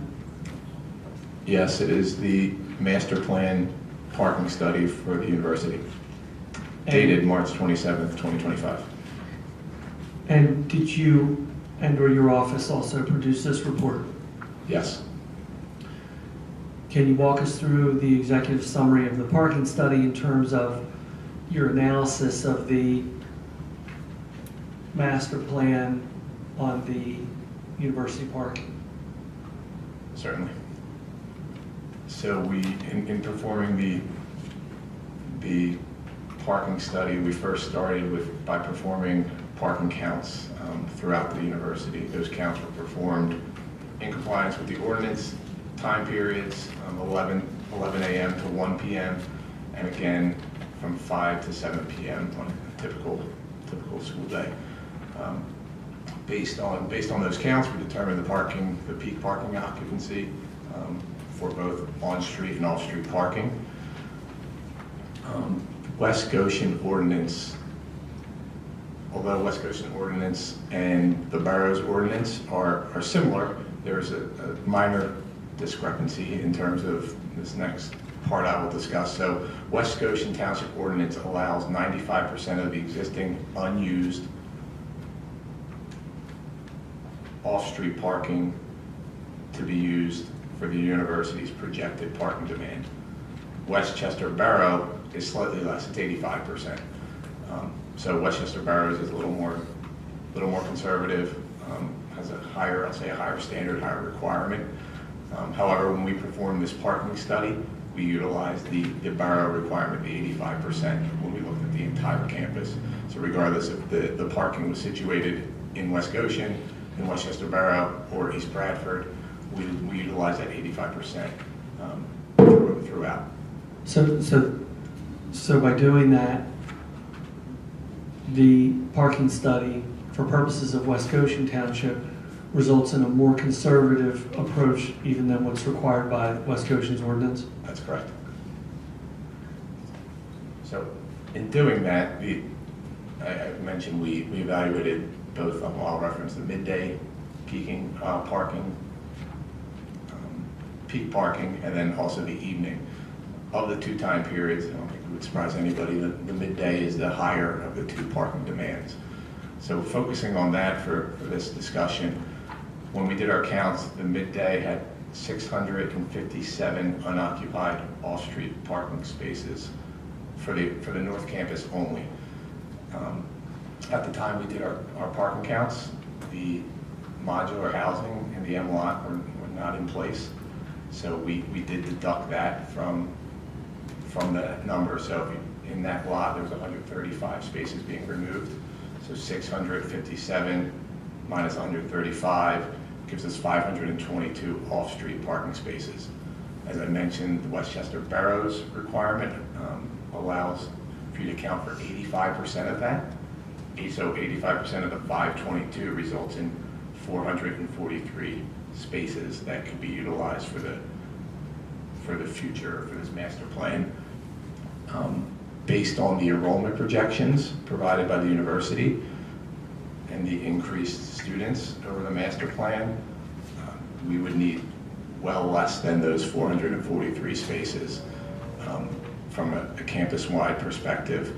And that doesn't even include the South Campus, which has over 1,000 off-street parking spaces available. Were there any recommendations that were made by your office, for the university campus plan with regards to parking? Yes, so certainly we're looking at this from a holistic approach, campus-wide parking perspective, and showing that we satisfy the ordinance. But certainly as land development applications come online, specific parking areas will be evaluated, see how they accommodate the university's needs, the township's needs, the borough's needs. So we will have to drill down on that aspect as well, just like we will on traffic. So that's one of the recommendations, is to continue to monitor the parking with specific land development applications. The second one is monitor the university's shuttle service, how that's utilized. They provide shuttle service for various parking lots. So I'm sure, I believe it's something they probably already do today, but if there's heavily utilized shuttles, it might be in their best interest to adjust their service to better serve their students if that's deemed necessary. And that could all be kind of determined during specific land development applications, how students get to and from specific locations. And those recommendations are listed on the last page of your executive summary, correct? That's correct. In your professional opinion, does the parking study that you prepared and just reviewed meet the criteria of section 84-141 of the zoning ordinance? Yes, I believe it does.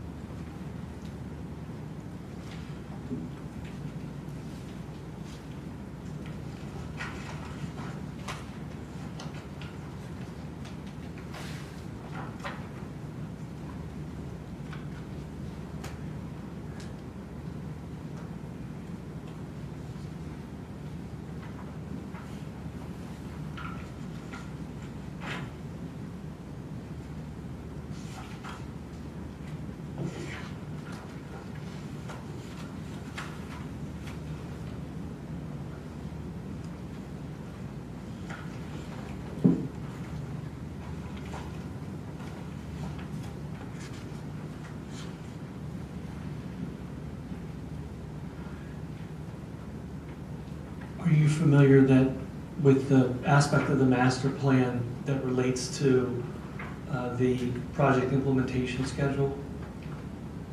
Yes. I'm showing you exhibit marked A7 for identification. Are you familiar with that document? I am. And that's a Ewing Cole implementation schedule. Right, would you mind just holding that up? I don't think Allie's sorry, Allie's Want me to bring it up on the screen? yeah, if you could.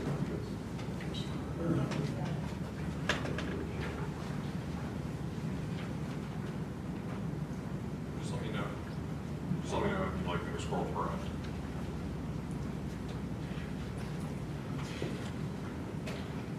Let me know when you're ready, Mr. Walsh. Okay, thank you. The Ewing Cole, and that is the first 5 pages, and then there's a Chester Valley page of that document, and then there's a TPD page for that document, correct? That's correct. And is it fair to say that the last 2 pages, which is a letter from you dated April 24th, 2026, is your contribution to the overall A7 implementation schedule exhibit? That's accurate. What types of improvements are you recommending with respect to the various projects shown on the master plan with respect to traffic and parking? So the improvements listed are focused, I'll say, predominantly on multimodal type improvements, whether it be bicycle, pedestrian, bus, shuttle type improvements. Is it fair to say that the improvement recommendations might change depending on which projects the university actually decides to go forward with? Yes.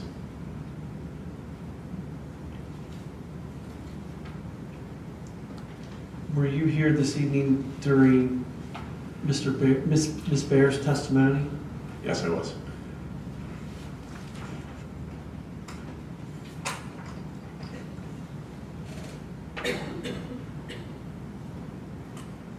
I'm showing you the Urban Engineering February 17, 2026 letter, which is marked B5. Are you familiar with that review letter? I am.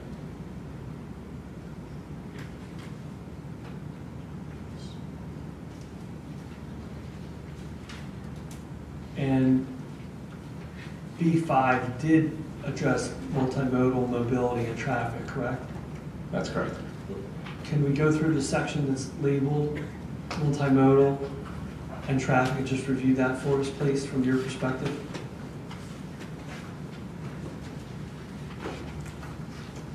Sure. I know there's a lot of material, so take your time.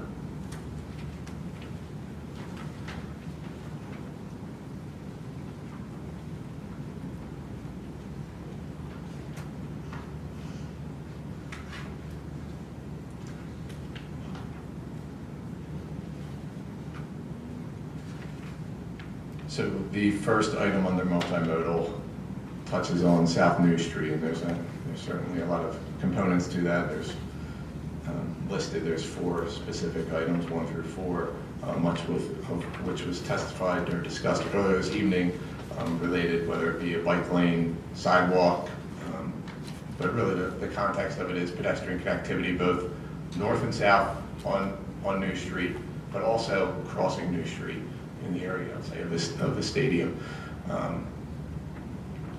So certainly those are items that the university is interested as well and would further evaluate with specific land development applications. I would note, however, with the planned housing within East Bradford Township, as part of that, there is an ongoing evaluation of potential crossings of New Street on the southern end, I'll say the southern end of New Street within West Bradford Township. So that is an ongoing. East Bradford, I'm sorry, within East Bradford Township. So that's an ongoing exercise the university is pursuing, and that was part of the approval for those residents in East Bradford. Are you familiar with Section 8475 of the Township Zoning Ordinance with respect to general conditional use criteria? Yes, I am.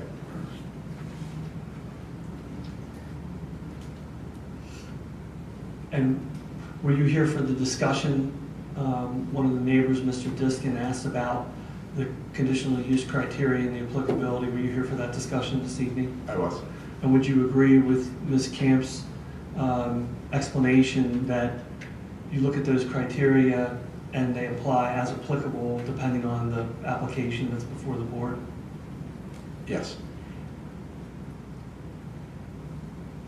I'm going to go through a few of those criteria and just ask you to address those in the context of the master plan in your professional opinion.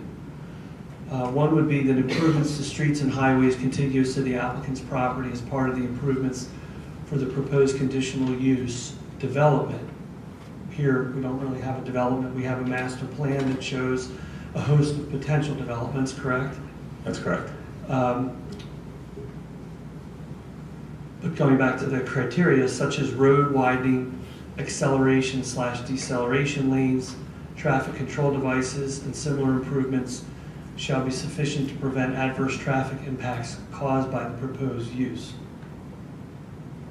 Can you just address that criteria and those criteria in the context of the master plan? Right, so I would say, based on the traffic study, we're showing that the intersections are operating at an adequate level of service. So at this time, certainly we haven't evaluated acceleration or deceleration lanes because there are no specific land development plans for specific access points to a given building. At the time there is such plans through the land development process, we would evaluate the need for those. But looking at the 25 intersections we did study, we're showing acceptable operations. So based on that, at this time, I don't believe there would be the need for road widening, but that would be further evaluated during any land development process. Would your answer be the same with respect to the other elements, acceleration/deceleration lanes, traffic control devices, and similar improvements? Yes. Just drawing off of what you said, in terms of a specific land development plan, let's take Sykes, since we talked about that this evening a little bit. If the land development application for that project, if the university decides to move forward with it during the life of this master plan or at any other time, if you find deficient levels of service in particular movements or intersections, would your traffic study or any other traffic engineer's traffic study in the context of that particular project make recommendations to address that? Yes, and it would have to comply with the applicable ordinance. Moving on to the next criteria in the ordinance of those general standards under subsection 75, the applicant shall establish that the capacity of the road network providing access to the premises in question shall not lower the level of service at any intersection determined critical to the proposed use below a level of service D, with the incremental increase in traffic attributable to the proposed use superimposed upon the existing use of the road. Can you address that criteria? I know you've talked about it some, but let's talk about it specifically. Yeah, our evaluation of the 25 intersections showed that all the intersections will operate at level of service C or better under future conditions under this master plan. And during Ms. Baer's summary or testimony, there was a comment, maybe from the solicitor, maybe one of the board members, about future projects that might come online at some point in time. So going back to the Sykes example, if a traffic study was conducted in the context of a land development for Sykes expansion, that traffic study would also be looking at projects that have come online between now and whatever time they're proposing to proceed with that project. Is that a fair statement? Yes, whether they've already come online by the time that expansion is being pursued, or if there's further development or further plans of a specific application nearby that may impact the study that's being performed for Sykes.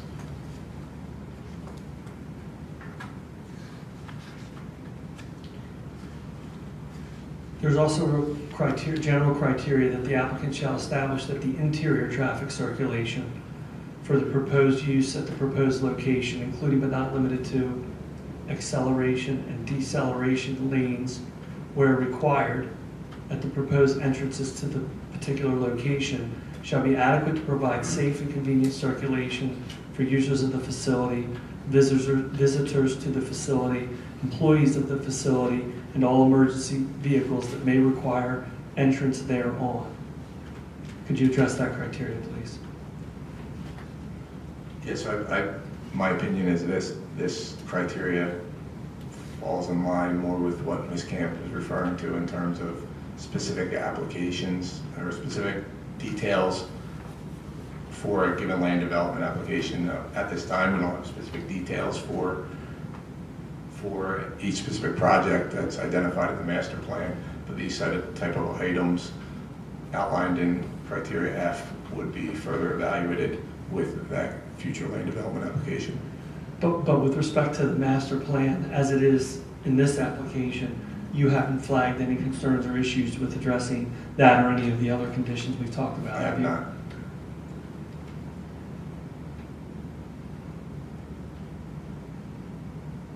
Next criteria, the applicant shall establish that the facility provides safe and convenient pedestrian access and internal circulation within the grounds of the facility, particularly for points of access from the facility to parking areas. Could you address that criteria, please? Yes, it's similar to the last item. I don't have any concerns at this time, given the current status of the university, but as specific land development applications are pursued, this would be further evaluated. Certainly there's sufficient pedestrian access that exists today. I mentioned the one on New Street, which is being pursued to enhance that crossing. So similar to that, when additional land development applications are pursued, additional measures would be identified. So with respect to improvements all along South New Street, you would agree, I assume, that investigating crosswalk improvements at the various locations in that area would be an appropriate consideration for improvement? Yes.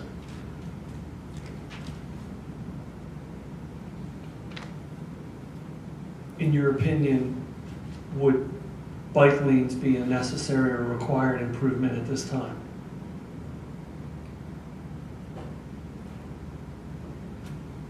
My opinion would be necessary. I don't believe it would be necessary at this time.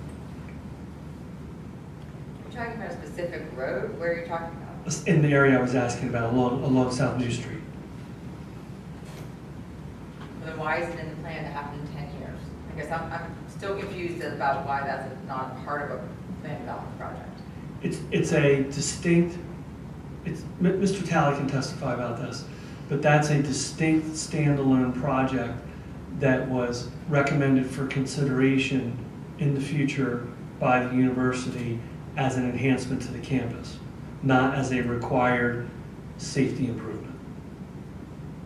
Yeah, it sort of flies in the face of the whole master planning process that if you're putting more people in a certain area and they need to get to other parts of the campus, provide those facilities when you're doing those improvements. That was my thought of what I think master the board plan agrees with process. that, what Ms. Camp is stating. I mean, it's hard to, you and Cole presentation started off with the whole idea of connectivity between the south and the north campus.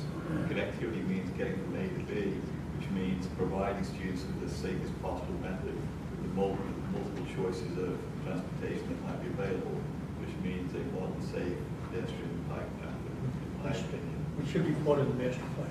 Agreed. You asked the question of how it's shown in the context when it's shown. I've answered that to the best of my ability. Mr. Talley can address that as well. Fair enough. And somewhere in here, you get into the crossover of what's a required improvement associated with various projects and what's an advisable, optional improvement. You have to keep in mind that all of these projects cost money, and so the university has to have in addition to the will to implement them, it has to have the finances available to implement them.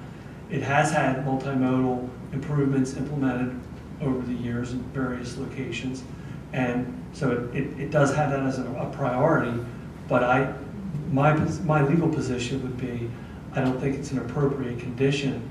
It's an optional project recommended by the consultant, but like I said, Mr. Talley can speak to that further during his testimony.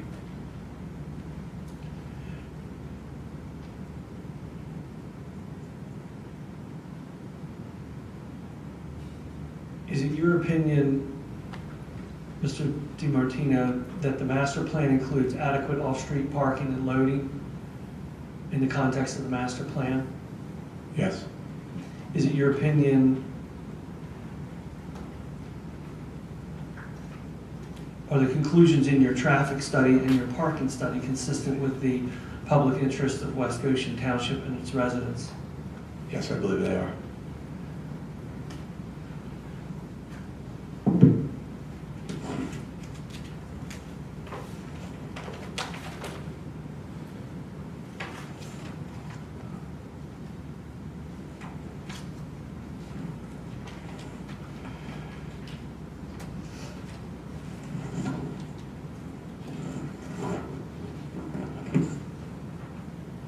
I'm showing you Exhibit A11, which is the updated university enrollment report data and projection analysis. And that's the update that includes the fall 2025 enrollment figures. Are you familiar with that? Yes, I am. And those include updated enrollment figures as compared to what was in existence at the time or known at the time that you conducted your study, correct? That's correct.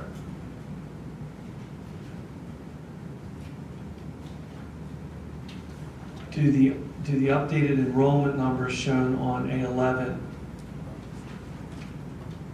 in any way or change any of your conclusions or recommendations in your traffic study or your parking study?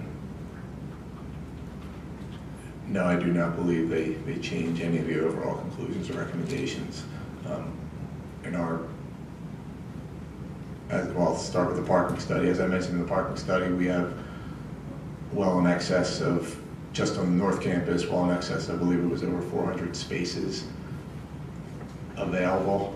So this slight increase or change in the enrollment under A11 versus what was contemplated in our parking study would not have a substantial impact or change the overall conclusions. Likewise, in the traffic study, the same thing. We're showing adequate level of service. There's a marginal increase, and I don't believe it would change the overall conclusions or recommendations. Both your parking study and your traffic study were conducted about a year ago, are they still accurate, reliable, and appropriate with respect to the master plan, in your opinion?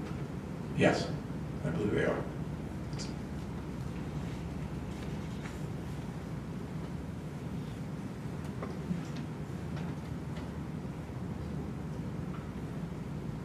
I don't have any further questions for Mr. DiMartino. Board members? Board questions for Mr. DiMartino? I have two. In your study for parking, did that include graduate students and undergraduate students both?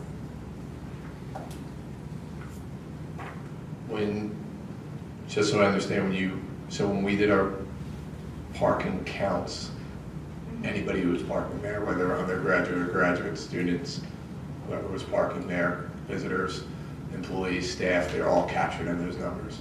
Okay, so the enrollment numbers have a factor in that also, correct? Correct. Okay, because my question, when the enrollment numbers, looks like it includes graduate and doctorate and undergraduate on Exhibit A11. So my question is, my understanding, based on several meetings with Westchester University, that their graduate program is majority online.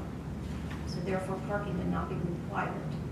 So when you just answered your question as to whether they were included, the enrollment numbers were included in the parking, then why did you include the master's, which is a couple thousand? Tina, I don't think you're understanding what they studied. They looked at existing off-street parking spaces and counted them during peak times, during the daytime and at nighttime. They weren't actually counting number of students or looking at what number of spaces are needed per enrollment. They actually physically counted the available parking spaces on the North Campus during the time frames that the ordinance required. Okay. And then they were allowed to take, under your ordinance, 95% of those spaces as being available to satisfy off-street parking, and in the borough's ordinance, 85%. So he explained that they took 85% of the total number they found available. So they weren't looking at what students Okay, so were enrolled. you did not use enrollment numbers for those calculations? I thought you said you just did. That's why I'm confused. So Ms. Camp explained it accurately what we did in terms of evaluating the existing parking demand. We physically went out and performed counts during those given times I described earlier and looked at the number of occupied parking spaces or unoccupied parking spaces, and those given counts reflected the enrollment at that time. But let me ask a question to clarify. You were just looking at parking spaces on the streets, or were you looking at on private lots owned by the university as well? Did your numbers include what's available in the parking lots owned by the university? Yes. Okay. So all, not just street spaces and lot spaces. That's correct. Okay. Yes. Okay. I have another question too. On Appendix E, on page 2, you had indicated that, let's see, as part of the master plan, road closures are proposed to enhance pedestrian mobility on the campus and would eliminate a portion of on-street parking on Church Street and University Avenue. It's estimated that 52 plus 52 on-street parking spaces would be eliminated with the closure of Church Street to traffic, and 24 on-street parking spaces would be eliminated with the closure of the university due to the traffic. That's 76 less parking spaces in the borough available for people like me that want to come in that aren't a student. And I know parking is at a premium right now in the borough. Was that taken into consideration with the borough's needs on parking that's limited now, and now we're taking away 76 parking spots on top of that? Right, so it was evaluated with those numbers, as you read, are accurate. They're on-street parking spaces, right. So it's different than the criteria in the ordinance related to off-street parking. So from the ordinance perspective, we believe we satisfy the ordinance in providing adequate off-street parking. Certainly I understand your question.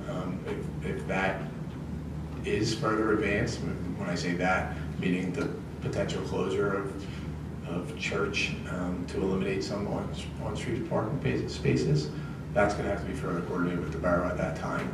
But from an ordinance perspective, we believe we meet the off-street parking requirement.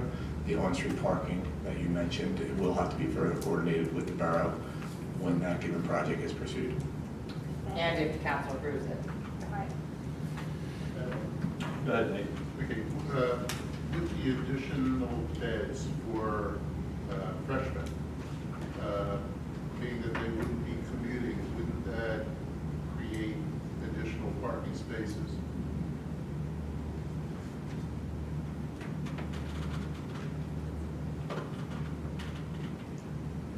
Just so clear, you mean free up space? Free up spaces. That was a point that was made by the borough, I believe. That they thought that there would be less people driving in if they're actually living on campus. Whether we, and then I asked the question of, if you allow freshmen to have vehicles, that may not be the case, but I think they indicated that they don't allow freshmen to have vehicles. Exactly. I didn't mean to answer your question, but I know that was a question that was actually raised at the borough and answered. And we raised it in the last hearing as well. Okay. He's not really answering it. Would you agree, though, that? Yeah, I mean, if that was the case, everything that was just discussed, I would agree it would potentially free up parking, existing parking. Because now people aren't commuting, they're actually living on campus.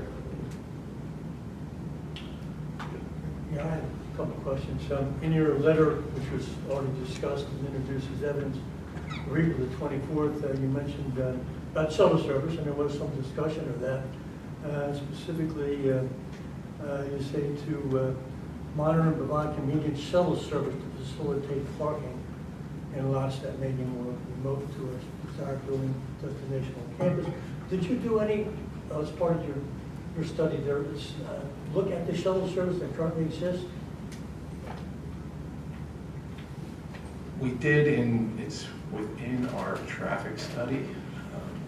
Just want to be clear that they only have the executive summary as Appendix D. You do have the full, but not with them right now. What is this? Yeah, Okay. that is on the website. Oh, you do have it? You have any Okay. idea where that might be located? You don't have to. I left it with the board at the last hearing, the full, But one of them. correct. But I printed out for the board the complete Yeah, traffic we study have they it. have. Just not- And it is available on our website. Thank It's like War and Peace. you. Even more boring. As part of your study, the shuttle service, what recommendations would you make to the university as part of the master plan to help facilitate that, augment that particular service?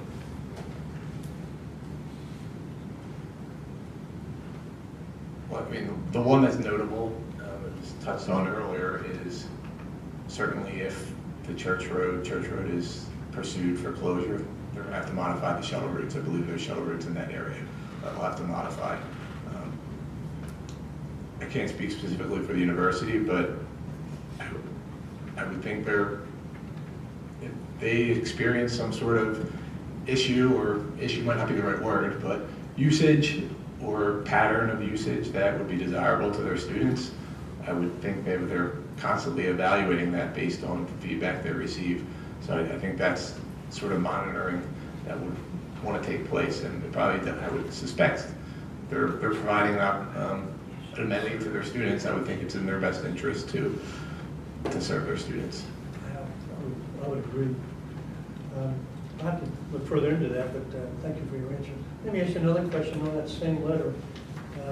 You were asked questions about parking and traffic in reference to it, but there's also another point here. I wonder if you could read for us the second bullet point under the 327725 master plan recommendations. It's the second bullet point there on your letter. Are you referring to the parking study? I'm referring to your letter of April 24th, 2026. Second bullet point. So that is Exhibit A7, the last page of Exhibit A7 is the implementation schedule. You have No, we're talking A7. the last page. Letter from TPD dated April Yeah. 24th. On there it says 32725, master plan, the second bullet on that.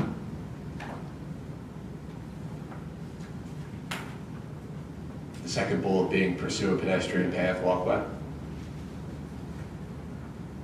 So that's, could you read that for the record, please? Yes, pursue a pedestrian path / walkway along New Street between the North Campus and South Campus in coordination with West Goshen Township.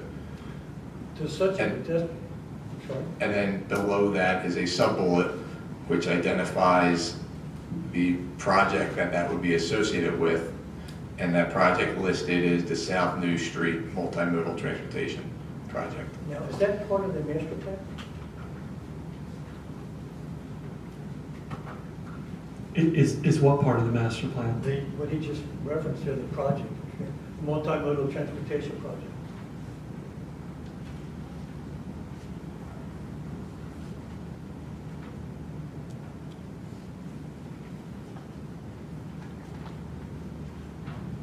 Now,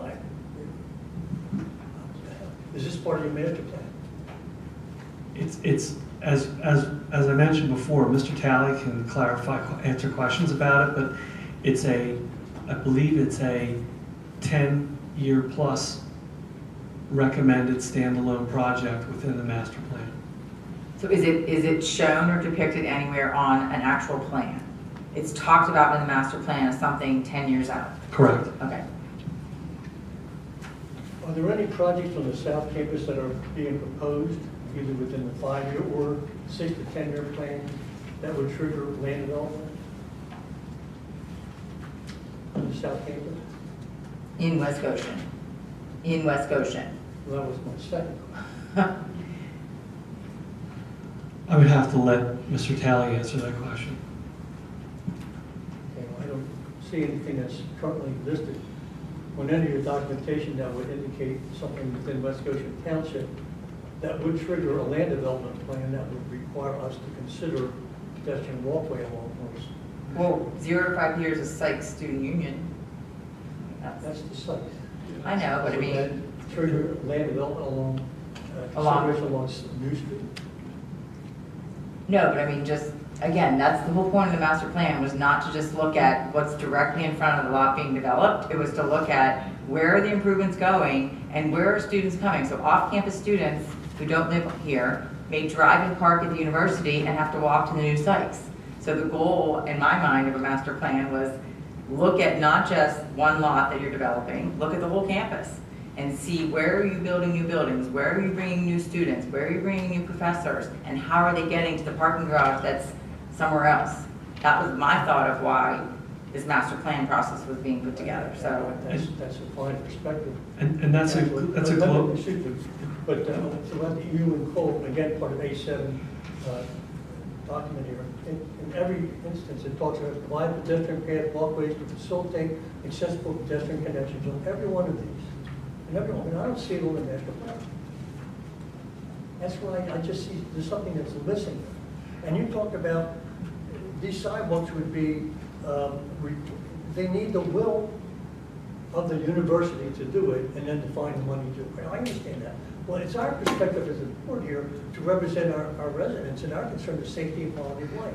And to me, having these pedestrian walkways is part of that. And Mr. Hellman, I think you're mixing the discussion about the multimodal improvements with the pedestrian sidewalk improvements. The pedestrian sidewalk improvements are shown on the master plan separate from the multimodal improvements, but Mr. Talley is going to testify about all this, and I would respectfully request that the board ask him questions that you have on the subject.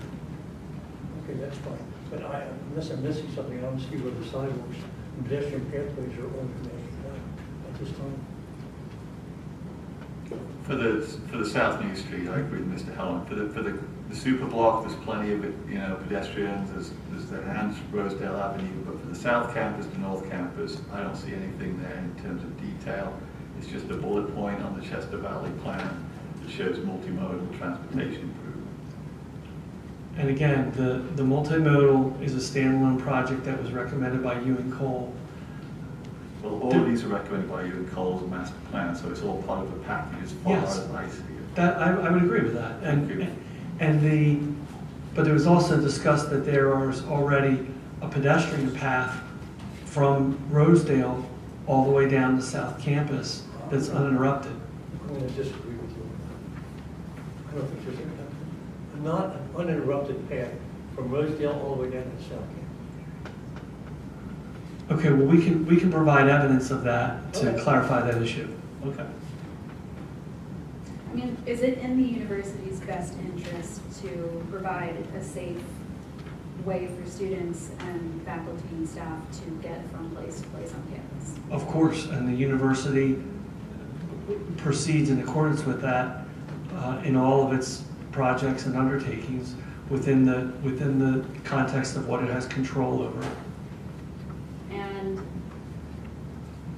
these additional beds that we're talking about, are they meant to serve the existing population of students sort of as it exists now, not some future, increase in enrollment? Generally speaking, that's correct. The enrollment growth shown in the reports is very moderate and focused in the graduate area, as Dr. Freed testified at the last hearing. So you're really talking about the top priority right now being the student housing, the additional student housing, and the improvements are recommended to serve those projects among other projects included that the university might move forward with. But certainly the student housing projects are at the top of that list. Do you know the primary way that students get from South Campus to North Campus now? Do they walk? Do they take the shuttle? Do you have any information on that? Is it a mix? Is there... Mr. Talley could testify to that, but certainly it's a mix between shuttles, buses, walking. And biking. Some biking. Some biking. Okay. And motor vehicles, cars. Yeah, I'm trying to get a really high-level perspective on what is actually going to take place over the next decade, in this area. I know that we've talked about how enrollment's going to stay pretty flat. Now more students are going to be moving onto campus, hopefully reducing the number of daily trips. I mean, is that an accurate thing to say? I think Mr. DiMartino answered that question, that it's a fair conclusion that if you have a new, let's just take a specific real world example, it's a little easier. If you have a new student housing facility at the existing Lawrence Hall site, which would be redeveloped as a student housing as shown in the master plan project, and that's a freshman residence hall, and freshmen with very limited exception are not allowed to have cars, then it's a fair conclusion that that residence hall isn't going to add a significant number of vehicles at that locale. And it's going to likely, and just please confirm if you would agree, it's going to likely reduce the number of trips coming to that part of campus because the students will be living there and walking where they need to go and they won't have vehicles. Okay. Or taking shuttles or bicycles. Okay. I do have one question for you. In your executive summary, it's on page 4, where we're looking at the table for the overall intersection levels. And you've stated that every intersection will be operating at a C or better, right? Correct. So I'm looking at the South New Street and Rosedale Avenue existing conditions being a level B with, and I hope I'm interpreting this correctly, a 15.5, is that seconds at the light? That's accurate, yes. Average, yeah, that represents the average delay a motorist experiences At the traveling South through the New Street, intersection. Rosedale light. Correct. Okay, that's as it exists now. And then with the planned improvements of that intersection, it's almost doubling to increase to 26.8 seconds in the AM, is that right? Yes, so it's a combination. So there's a lot that happens, I'll say, between that existing conditions and then the next column is 2040 projected conditions. So those 2040 conditions from existing to 2040 conditions, that factors in regional traffic growth, university growth, census growth. It factors in the improvements that are planned at that intersection, or underway at that intersection as well. Okay, understood. So that's 2040 projected. Correct. But eventually, it's going to be a pretty rough intersection, way worse than it is now. In terms of, yeah, I mean, if you're comparing, yeah, there's two delays, yes, it's going to increase in delay relative to current conditions. And some of that, I have to get into the details, but some of that could just simply be the improvements in terms of the planned signal timings that PennDOT has planned or that improvement project has planned. I mean, it's no secret that that is a really congested area. A lot of our residents live along South New Street. It gets backed up, kind of it's the only way for them to even get out to High Street. I have a real concern about those numbers being projected the way that they are into the future. I don't know what else we can do to relieve that problem.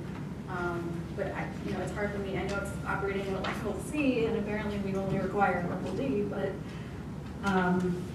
it's concerning, and I'm just wondering if there's anything else that we can do to sort of address that area. It's right, and I think that goes back to the future evaluation discussion with land development. I mean, this is a master plan study. There's a lot of planning and engineering assumptions that go into this sort of study, but when a specific application comes online, we'll know a lot more about that operations, of how it's actually functioning when these improvements are implemented. And we can really drill down at the operations and see what can be done. Mr. DiMatteo, I'd rather us talk about this at a master plan level. So this analysis you've done now shows by far the worst deterioration at that intersection. That is probably driven by what you know today is involved with the master plan components, not some growth in general in the area, because it would have affected many of the other intersections to the same level of degree. This stands out as being a big deterioration. So from your analysis, do you know what caused that large drop in the large increase in wait time at that intersection relative to all the other analysis that you did with all the other intersections?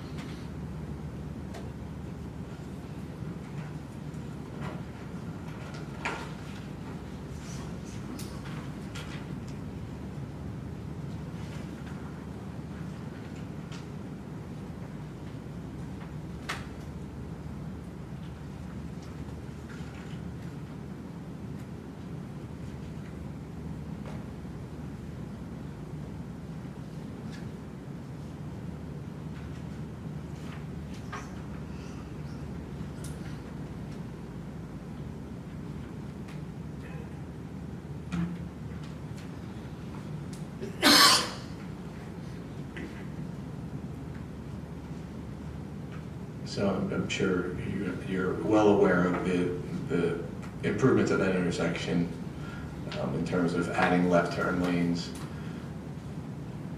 adding a right turn lane adding left turn lanes on both the northbound and southbound approach, and adding a right turn lane on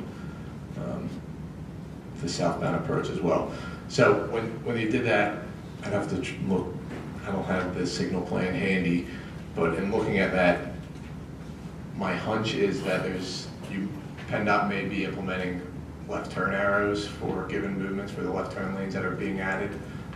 When doing that, those given movements might experience more delay depending on the specific phasing that's being planned at that intersection. I guess one other thing I want to mention is in this master plan traffic study, it's a little different than how we're presenting this. It's a little different than how we present it for a specific application. Typically, you look at the current conditions, you look at future no-build conditions, and then you look at future build conditions. In this case, we didn't look at future no-build conditions. If we looked at 2040 conditions with the planned intersection improvements at that intersection, but without any master plan traffic, the 2040 conditions would be much closer to the 2040 future conditions without any master plan traffic would be much closer to what we're presenting in 2040 than they would be to current conditions. Can I ask a clarifying question? When you say 2040 with proposed build, do you mean with every building that's shown on the master plan being implemented? Is that what your traffic study evaluated? It did in the sense of how we got to 2040, and maybe it's better if I explain that.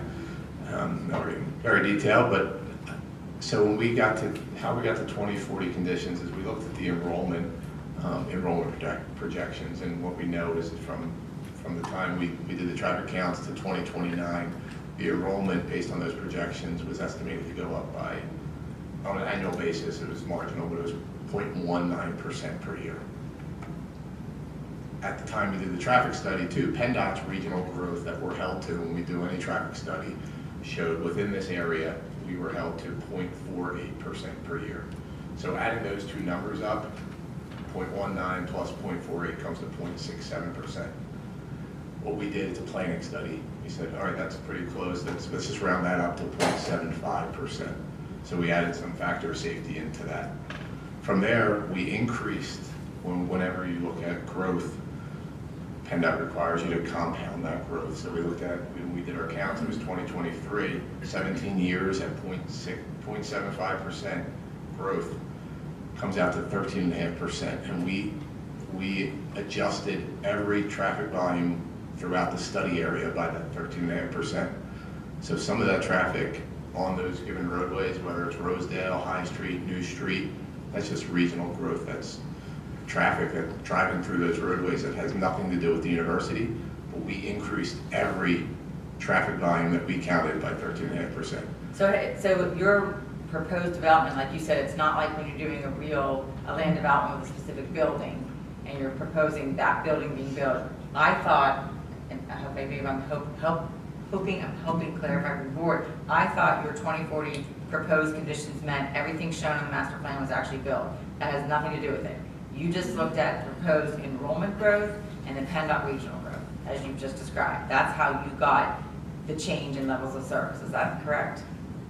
That's correct, because Okay. yeah, if you were to look at student to generate traffic, you would be based on number of students. I understand Yes, now. so, It's yeah. not the buildings, it's the students. But I guess one thing about that would be, and maybe ask the university this, if you have the 0.19% increase in enrollment from now until 2029, is what you said. Does that account, do you need more professors for that? Do you need more administrative staff? Do you need more maintenance people? Like, you're just talking about student enrollment growth. Does that require other growth factors at the university that would require more traffic? And if those items you identified are necessary in terms of staff, faculty, other university type staff, that's all, I'll say, built into the increase. We increased every traffic volume by that given percentage. But not because they were increasing enrollment or university people, just because of the regional growth, you're saying? Right. You're saying this is a worst case scenario because you had to include the PennDOT growth, and you don't think that it's actually going to, people won't be driving through the university that PennDOT projects they will be? Does that make sense? I have a follow-up question on that, just to clarify. Your testimony right now, as I understand it, is that the general area growth, as compared to the impact of the university, was the larger contributor to the overall growth and traffic impact for the 2040 condition. Is that your testimony? Yes. And I think the supervisor's question is that PennDOT growth, that larger growth, that's just from the general surrounding area, a growing local semi-urbanized area, or whatever you want to call it, is that conservative, or do you think that's what we should actually expect? I think that's what, That's exactly right, yes. yeah, I think that's what the supervisor was asking. Right, so any traffic study we do, we utilize PennDOT's growth. That's going to happen with or without any development of the university. So yes, that's a standard we're held to. That growth is going to happen. That's based on data that PennDOT collects and issues a given growth percentage on an annual basis. That's dictated to us as by traffic engineers to utilize. So that growth is going to occur with or without any land development being pursued by the university. Now, we understand that that's what you're required to look at. The question that you're being asked, if you can answer it, is the PennDOT growth data that you're required to use as a traffic engineer, in this context, is it conservative? Is it realistic? Does it depend on you have no idea? I think that's the question that you're being asked. Right. I'd say it's oftentimes when we do similar counts, say a year or two later, we don't specifically see, depending on the location. Every location is different, but oftentimes we don't see a change in peak hour volumes growing by these given percentages. Maybe on a daily basis or different times of days, there are these fluctuations, but oftentimes if we focus on the given peak hours, the busiest time periods, we don't see that much fluctuation. I will say, when we did this traffic study, I quoted the growth rate we used was 0.48% per year. PennDOT issues different growth rates on an annual basis that are applicable to the given roadway that's surrounding. In this case, it's Chester County. Urban setting within Chester County, it was 0.48 at the time we did the study. The current data is 0.40. So again, it's a marginal reduction, but if we were doing a study today, the growth rate we'd be held to would be utilizing the 0.40 versus the 0.48 that was used. And Mr. Walsh asked you a question about the specific intersection of New and Rosedale, and positing that maybe the 2040 condition at that particular intersection is because of some university impact. When I looked at your traffic study, I thought that the reason that those delays went up, the ones that Ms. Gagne was asking about, the delays at New and Rosedale were because of the changes that were required as part of the Commons project that are being implemented right now. The turning lanes you mentioned and the other changes in that intersection, those were the primary contributors to the future delay at that intersection. Which is it? Is Mr. Walsh right? Am I right? Or is it somewhere in between? I don't think I could say it's any one of those is the sole contributor. It's a combination of all those. I would say, certainly when I talk through the growth rate, comparing the university's enrollment growth versus the PennDOT growth, like saying the 0.48 versus the 0.19, the 0.19 being the enrollment growth, 0.48 being PennDOT's growth, it's evident when you look at those two numbers, the PennDOT regional growth that's going to happen with or without any land development. That growth in traffic related to just the regional growth is attributing more to the increase in delay than the university's growth did. But your enrollment growth numbers are by their nature conservative. Going back to the question that Mr. Woolman asked, some of that enrollment growth may not contribute any traffic. It may reduce traffic. Isn't that fair? That's fair. But I just want to go back to that. So you used an example, Brian, about a change to student accommodation within the super block and how that might lower the number of traffic counts. But let's go to the South Campus and this whole connectivity issue. So is it freshmen that are being housed in the expanded housing at the South Campus? That's an upperclassman facility. Okay, so are those students most likely to have vehicles? Some of those students will have vehicles, yes. And then what percent increase in population will occur over the South Campus through the 4 phases? It's a total of 220. Is that doubling, 20% more, 50% more compared to the current population? It's probably about 25 or 30%, I think. Does that sound? Yeah. Of South Campus? South Campus apartments. Of South Campus apartments. About a third more people down there as compared to today. No, because you also have the villages next door to South Campus apartments. So if you took the total number at the villages and the total number at South Campus apartments, then you'd have to calculate. I don't know what that number is, but we could provide 200 and some odd, right? 220 new beds. All right, 220 new beds. So the analysis of this intersection of South New Street and Rosedale takes no account at all of that particular increase in population. It's solely based on the overall enrollment increase and the general increase in traffic in this area, correct? That's accurate. Yeah. So in actual fact, this intersection will most likely, if students tend to have vehicles, get even worse than what we're projecting here, because there's no specific example And when you do a land development proposal for either Sturzbecker or the stadium or the South Campus, which is even in West Goshen, there'll be no requirement to assess this particular intersection. That's the concern that I have. That's a fair concern. Two points on that. You're assuming that the 0.19 factor that Mr. DiMartino used that includes all growth. So that would include the growth, the additional beds at South Campus. It factors in all growth. But just like you said, though, it does, on the super block, having more freshman beds in one new building may have no impact on traffic, right? And that's a big percentage of this growth.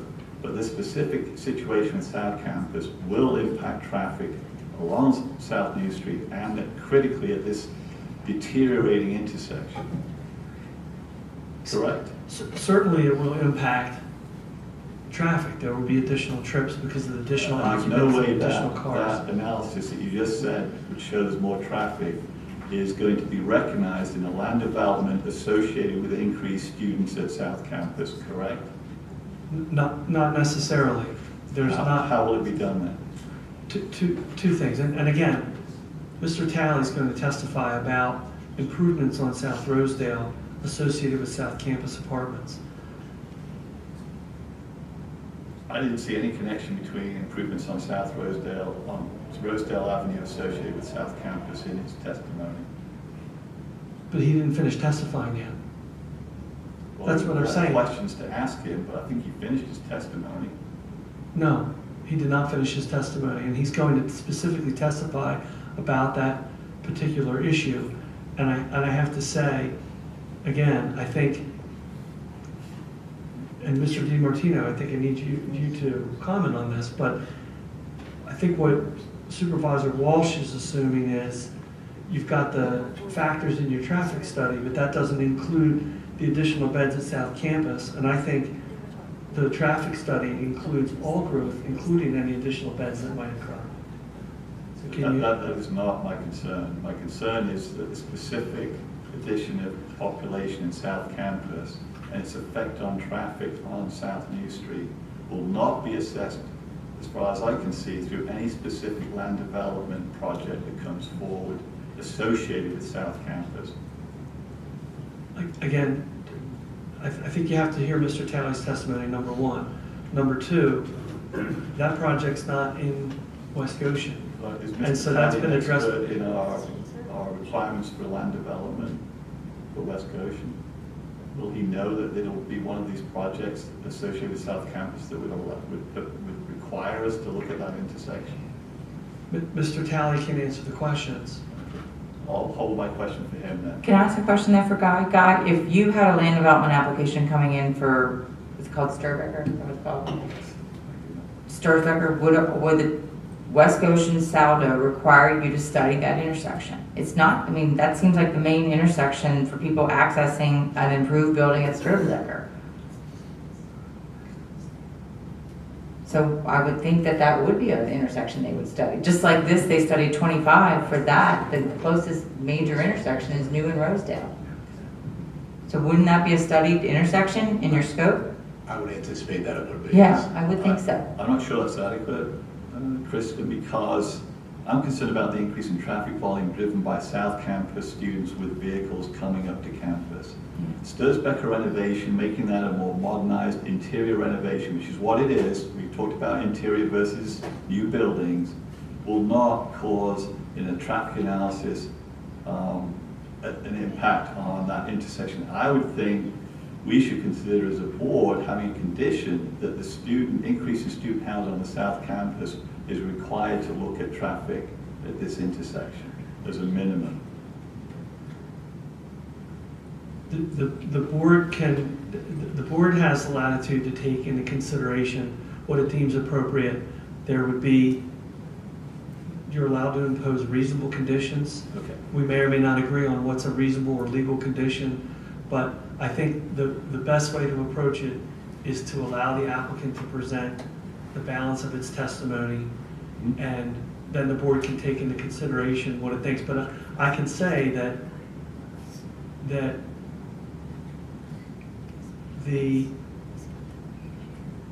Mr. DiMartino evaluated that and didn't recommend any improvements in that regard, I think because they're not warranted. I don't think he did look at it. His testimony was that he did not include specific increases in population South Campus. He used generic data for increased growth in the area and enrollment in the student population of 17,000 people over the next 5 years. That's not specific to the South Campus.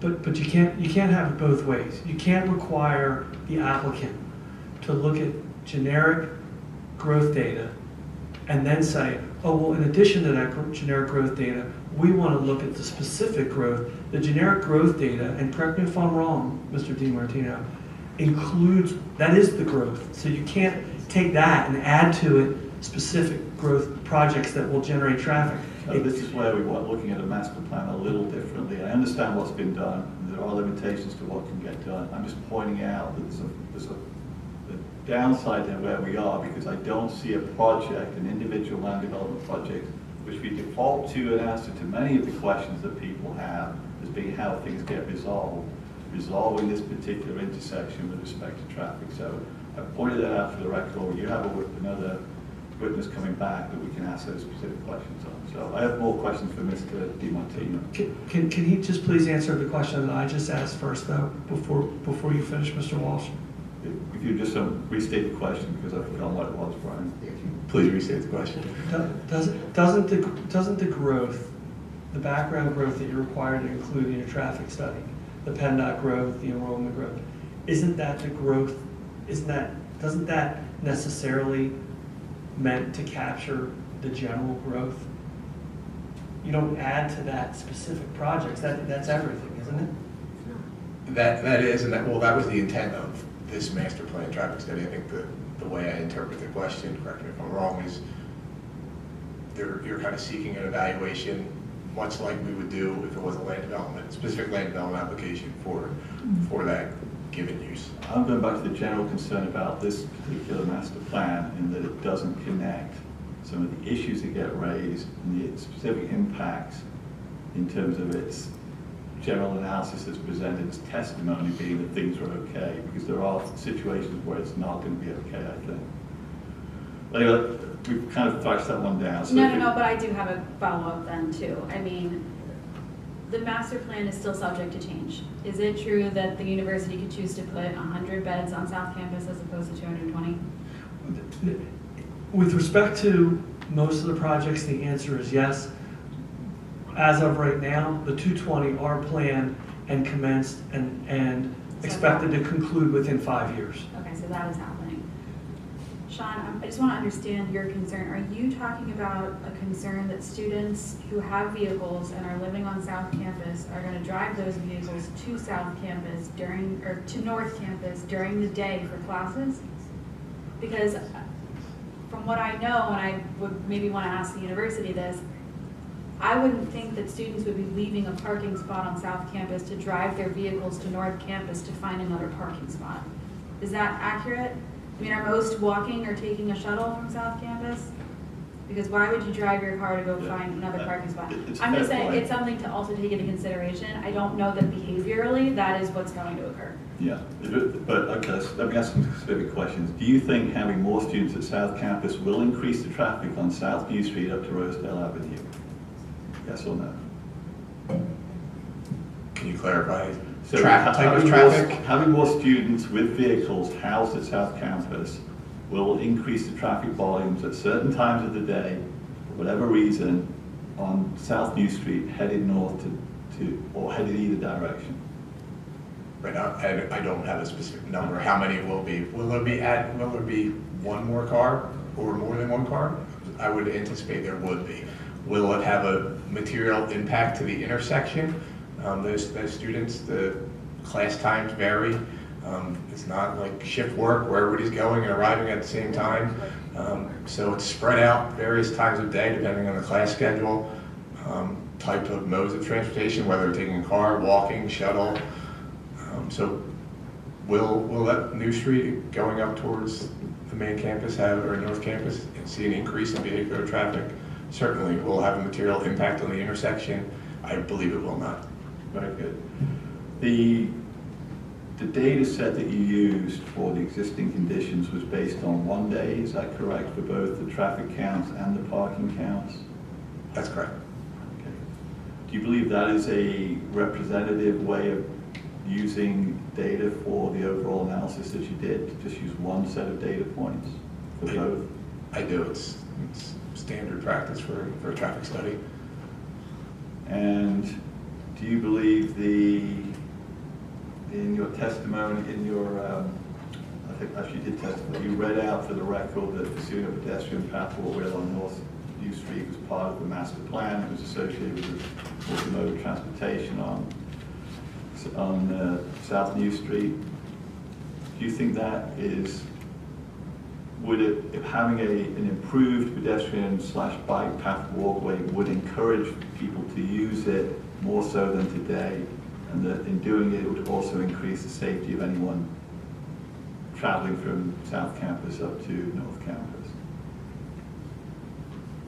Sorry, can you repeat the question? So if we pursue, as part of the master plan, you said that pursuing a pedestrian path walkway along the new street between North Campus and South Campus was part of the multimodal transportation effort. Do you believe that that will, if it was in place, would encourage people to not use vehicles to travel in both directions along New Street from North to South Campus or to the stadium or any other events, etc.? That's a question. Right. So I guess from what I've heard, there is a path there today. I do not know if the existing condition of the connection deters students. So I don't know if an improved path, making like discussed earlier, would encourage more users to the path. It's possible it could. So when you had this as a recommendation, what was your reasoning behind having it then? Well, one, it was identified in you and Cole's master plan. So Exhibit A7, there's, as we mentioned, Exhibit A7 has essentially 3 letters: a UN Cole letter, a Chester Valley Engineers letter, and a TPD letter. The UN Cole letter that is on the front of A7 really is just a summary of the 2 following letters, the Chester Valley letter and the TPD letter. And Chester Valley, in their master plan, I believe they identified the multimodal improvement as well in the 10 plus years phase, the last page 5 of the UN Cole letter. So in consistency with the UN Cole master plan, we identified that improvement as well. Okay, so because it was a recommended transportation improvement, you incorporated it into your recommendation, correct? That's fair. One last question. The traffic demand management that's listed on point 8 of your executive summary is a key factor in reducing traffic. Would you say that's true? Yes, it's a beneficial measure to reduce traffic. And therefore, going forward, to continue to keep traffic as low as possible, those traffic demand management controls should continue, correct? Yes, that's fair. Thank you. Anybody else on the board? I have a few questions. Can you explain, Brian, what the status is of the East Bradford, or the new student housing on South Campus in East Bradford? That doesn't require land development, does it? It does not. And is that something that you already are working, your active stage of construction? That's correct. Okay. Going back to your traffic study guide, you said that for the 2040 conditions, you're also incorporating proposed traffic improvements. What traffic improvements are you suggesting? Where do you identify what traffic improvements are taken into consideration to get to your levels of service for 2040?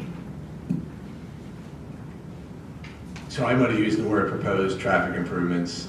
The table is worded planned improvements, and those planned improvements were the improvements such as that are ongoing, say at New and Rosedale, or at the time we did our traffic counts along High Street. All those improvements were not implemented. So, is there anywhere in your study that you really identify what you mean by planned improvements? Not in the context that I believe you're asking, where we might identify, say, turn lanes or traffic signal timing modifications. So not in that context, no. So your study didn't even really come up with any suggestions for planned improvements, isn't that correct? Correct, not in terms of physical roadway improvements. Okay. Is the board familiar with what's happening at the intersection of New and Rosedale right now? I remember the project, I can't remember. Yeah, so I think it might be helpful if you explain, God, what is and what the status of that is. I know it at one point was going to be a joint project, and then it got to just be part of the land development for the commons, but it's been delayed, and I don't know what the status is. I can provide some background. And as part of what was known as the Commons, SECC now is the project, was the facility that was built on the super block. There were 3 traffic improvements required as part of that land development approval, one of which was the improvement of the intersection at New and Rosedale. That project was coordinated with West Goshen Township, Westchester Borough, Westchester University. In the context of that, the township had engaged a traffic consultant to evaluate what it thought should occur at that intersection. Ultimately, the university was asked to take over and pay for the design and study of that intersection for implementation within that project. It did so voluntarily and coordinated with West Goshen and Westchester Borough. There were certain things that West Goshen traffic consultants and the township asked for. There were certain things that the borough asked for. Obviously, that's a shared, that's basically the township borough line on the Rosedale Avenue portion of that intersection. So once that was all coordinated, then the university had to go back to PennDOT, clarify the original design as modified through that process, and now the university has started the improvements at that intersection. So that's sort of the history. So they're actively constructing it today? They are. Okay. Yeah, there's a turn lane that's in the process of being installed on northbound New Street, east side, and a number of other improvements, which I think Guy, it's not really in the context of this project, it's in the context of the Commons project, but Guy, if you can answer or give a summary of what you know. No, I just want to make sure you understood what was happening, that's all. I'm looking at the time, we're at 8:25. Yeah, that's it. I just want to make sure you understood what was happening and that it was not as part of this, it was already approved. And it's part of what he's showing as planned improvements for the 2040 levels of service. I think that point needs to be clear, that's all. One point of clarification that Brian stated about it being a shared intersection. Yes, the jurisdictional boundary does go down the center of that intersection. However, the traffic signal permit and the control and maintenance of that intersection are all under Westchester Borough's jurisdiction. They control everything. And that's through an agreement between West Goshen and Westchester Borough, correct? Correct. We have an intermunicipal agreement with Westchester Borough governing the intersections. They control all the intersections along Rosedale Avenue. And I just have one more question. Oh, Just one thing that it's my understanding, correct me if I'm wrong, that those improvements are planned to be completed this summer. okay. You had mentioned in your testimony, Guy, that something, or maybe Brian mentioned it, something about East Bradford requirements as part of the new student housing. Or was there some sort of, if it didn't require land development, did it require a zoning approval that required you to do some sort of crosswalk improvements on New Street? Suffice to say that as part of that project, in conjunction with East Bradford Township, the university agreed as part of the project to implement certain improvements along New Street, which Mr. Talley will testify about. Is there some sort of document from East Bradford that memorializes what the university's obligations are? Yes, there is. Could that be provided as an exhibit? I mean, we can get it in a right to know, so I just assume you submit it. Okay, I just think it's important for us to understand what that is. We'll take a look at that. Anybody else on the board have questions for Guy? Parties, do you have questions for Guy? Dan, please come forward.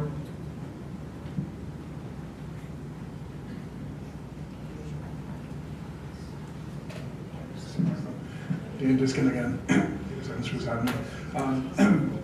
Mr. Engel asked you to comment on section 8475A1 sub F and G, which are relating to interior circulation of vehicles and pedestrians within the Sykes parking lot.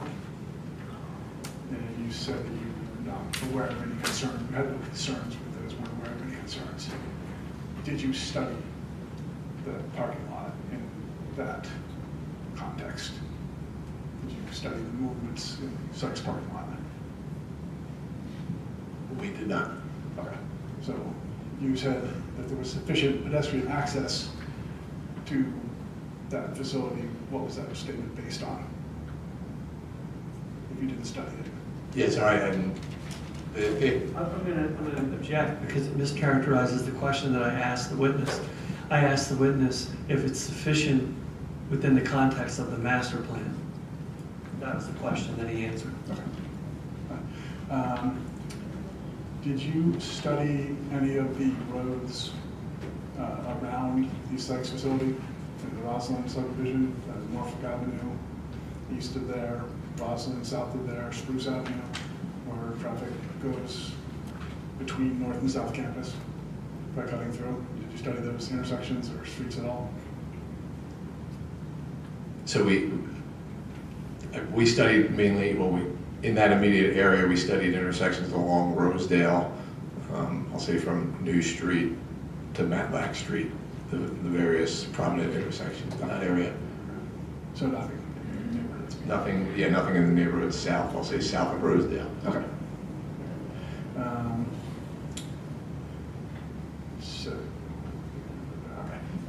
Regarding parking, North Campus, and this is, the main actual data for the parking study that you did showed that on North Campus at the peak time there were about 752 available spaces. And I think you had to adjust it down for the 85% or something like that. But overall, your conclusion is that there are adequate parking spaces for the operation of Westchester University overall. Right? Yes, exactly. Okay. Now, lots L and K, which are the two lots that serve Sykes, are utilized at 99% and 97% at that time. Is that correct? Yeah, that's great. L and K. Yes, Okay. that's accurate. All right, so it's, if anything, barely adequate to serve the Sykes facility as it currently exists, based on that. Well, it's close to being full. Okay. Yes. All right. So if you were to double the size of that facility and bring more functions into it, would you require additional parking for that? Would it bring additional parking demand by doing that, doubling of the facility? Not necessarily. I mean, it's a function of, it's within the, I'll say, the core campus area. So you might have more pedestrian activity, but not necessarily more vehicular activity. If there are no changes to the parking lot and there's, as you mentioned, 97% occupancy or 98% or 99% occupancy, there's not a lot of opportunity for extra cars to come there and find parking. So it's really, there could be more pedestrians walking to and from there, but I don't anticipate, under the current parking situation, more cars trying to find parking for those few spaces that are available. Why would they not? If I'm going to something at Sykes, why am I not going to try to park there? Because I know that I'm not going to find a spot. Because that people try to park there now when the lot is full. Now you have more people coming to more events. They're still going to try to park there, right? I mean, why would they not? They're going to kind of have statement, have question, which I guess leads to maybe for your list of potential conditions that in conjunction with the expansion. Just ask questions. You'll be able to present to your board. Okay. I'm good with it. Okay.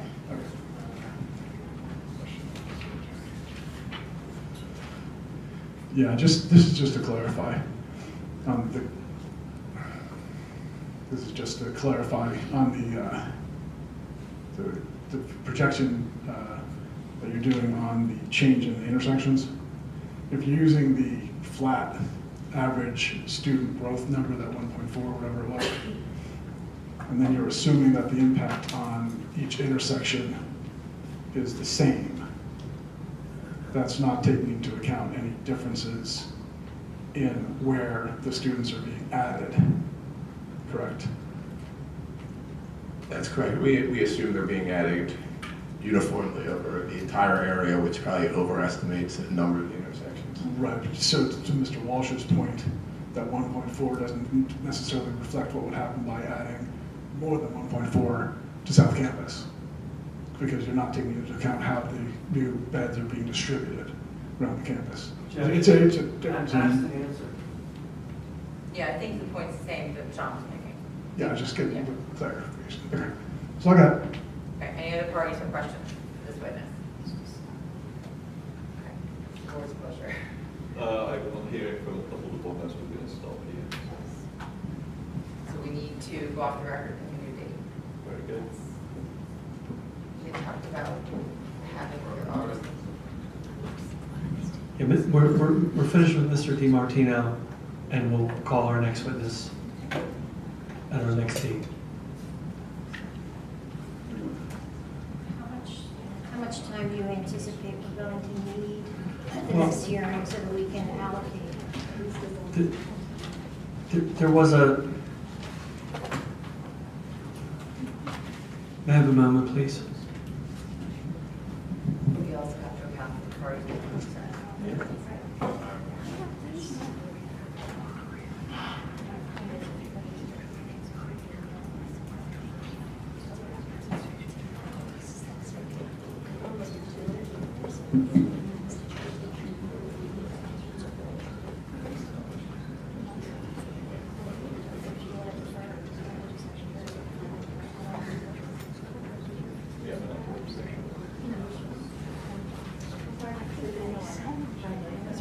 It's August. So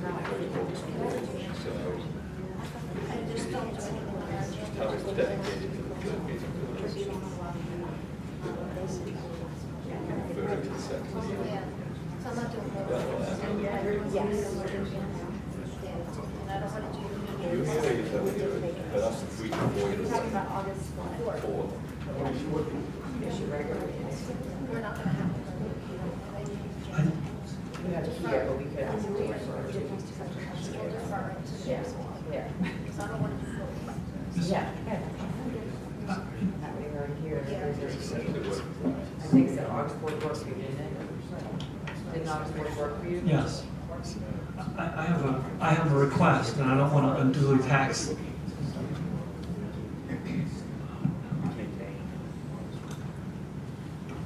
Before we talk about the date, yes, please. Before we talk about the date, one of the things we cooperated on with the township was having these other witnesses come tonight, and one of them is, I think, a short witness for traffic, and we need to have Mr. DiMartino here for that. I'd really prefer not to have Mr. DiMartino come back, and would request that we at least finish the township traffic witness, who I think is pretty short, tonight, so that I don't have to have Mr. DiMartino back here next time. We hold questions until next time. I mean, how many minutes are we talking about to get through? No, it's not my witness, it's the township's witness, but what we had coordinated on was we would have both of them tonight, so both of the traffic consultants could be in the room at the same time. We finished Mr. DiMartino. I don't think it would take long to finish the township's witness and any questions that we have for that. I mean, we've covered all the same material already. So what's the purview of the board? Do you want to extend it for 10, 15 minutes, theoretically? Theoretically, sure. No I more than did I hear August 4th? Yes. Because I am not here. Okay, so given that we're trying to come to the board with August the 4th, let's continue the meeting tonight then. So we can go back on the record. Mr. Talley's not available August 4th, he just advised me. No. Vacation season, we gotta, when's the next available date for the board? We had asked you to tell us dates you're available, and we didn't get those. So I guess we'll start with the board. Yeah. Well, You're talking about, I did give you dates. No, you that didn't. were- Sure we No, I did. asked you, tell me dates you were available, you said July 28th, I told you July 28th didn't work, and that's the last I heard. You sent me a list of dates that you were available in July And then I and said asked me July for. 28th didn't work, just let's pick a date. Why not the 14th, which one not, are people not here? Yeah. It's a planning No, commission. I'm away from the 13th to the 20th. I can do 14th. What about the 21st Of what? of July? Now I'm not here. That's a board. That's your board meeting. Do we have to stick with Tuesdays? No. No. We looked at August, let's see, the 3rd would be an option, 6th would be an option.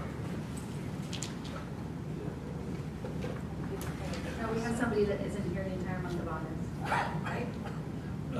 No. We had someone who wasn't available during July, but that witness has testified in their testimony. How about the 3rd of August, Yeah, Chris said? Brian. Monday the 3rd. I'm okay with the 3rd of August. What, the key thing is your witness, Mr. Talley, to come back. Correct. So we really need to know when he's available. Mr. Talley? Before I can be here at the end of July and after the first week of August.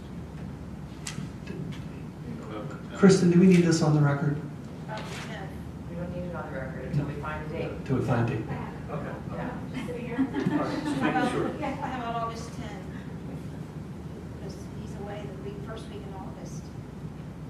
How about 10, August? I'm not here that day. I'm away. All right, how about the 11th? That week, I'm not here. Okay, we'll figure it out. So Yes, after sir. August 17th is the next available. Yes, August 17th. I'm not going to be here from the 13th to the 20th Of August. of August. Okay, so for the week of August 24th.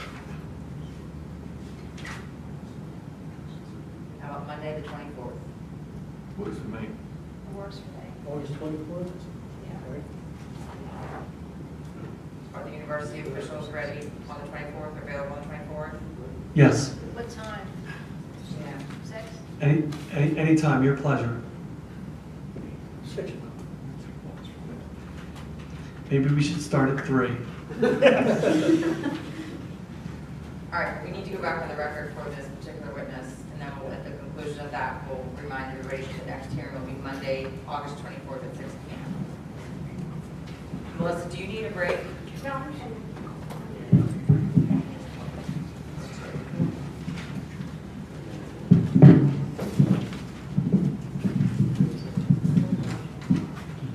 All right, we're going to go out of order and have another township witness. Chris, do you have somebody to present?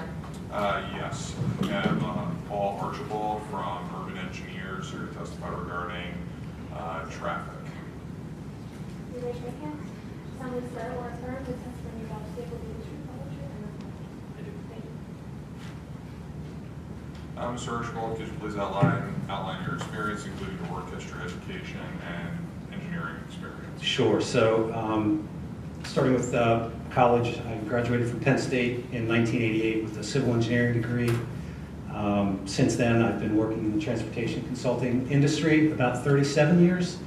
I'm a registered professional engineer in the state of Pennsylvania and a few other states. I'm also certified as a professional traffic operations engineer, PTOE.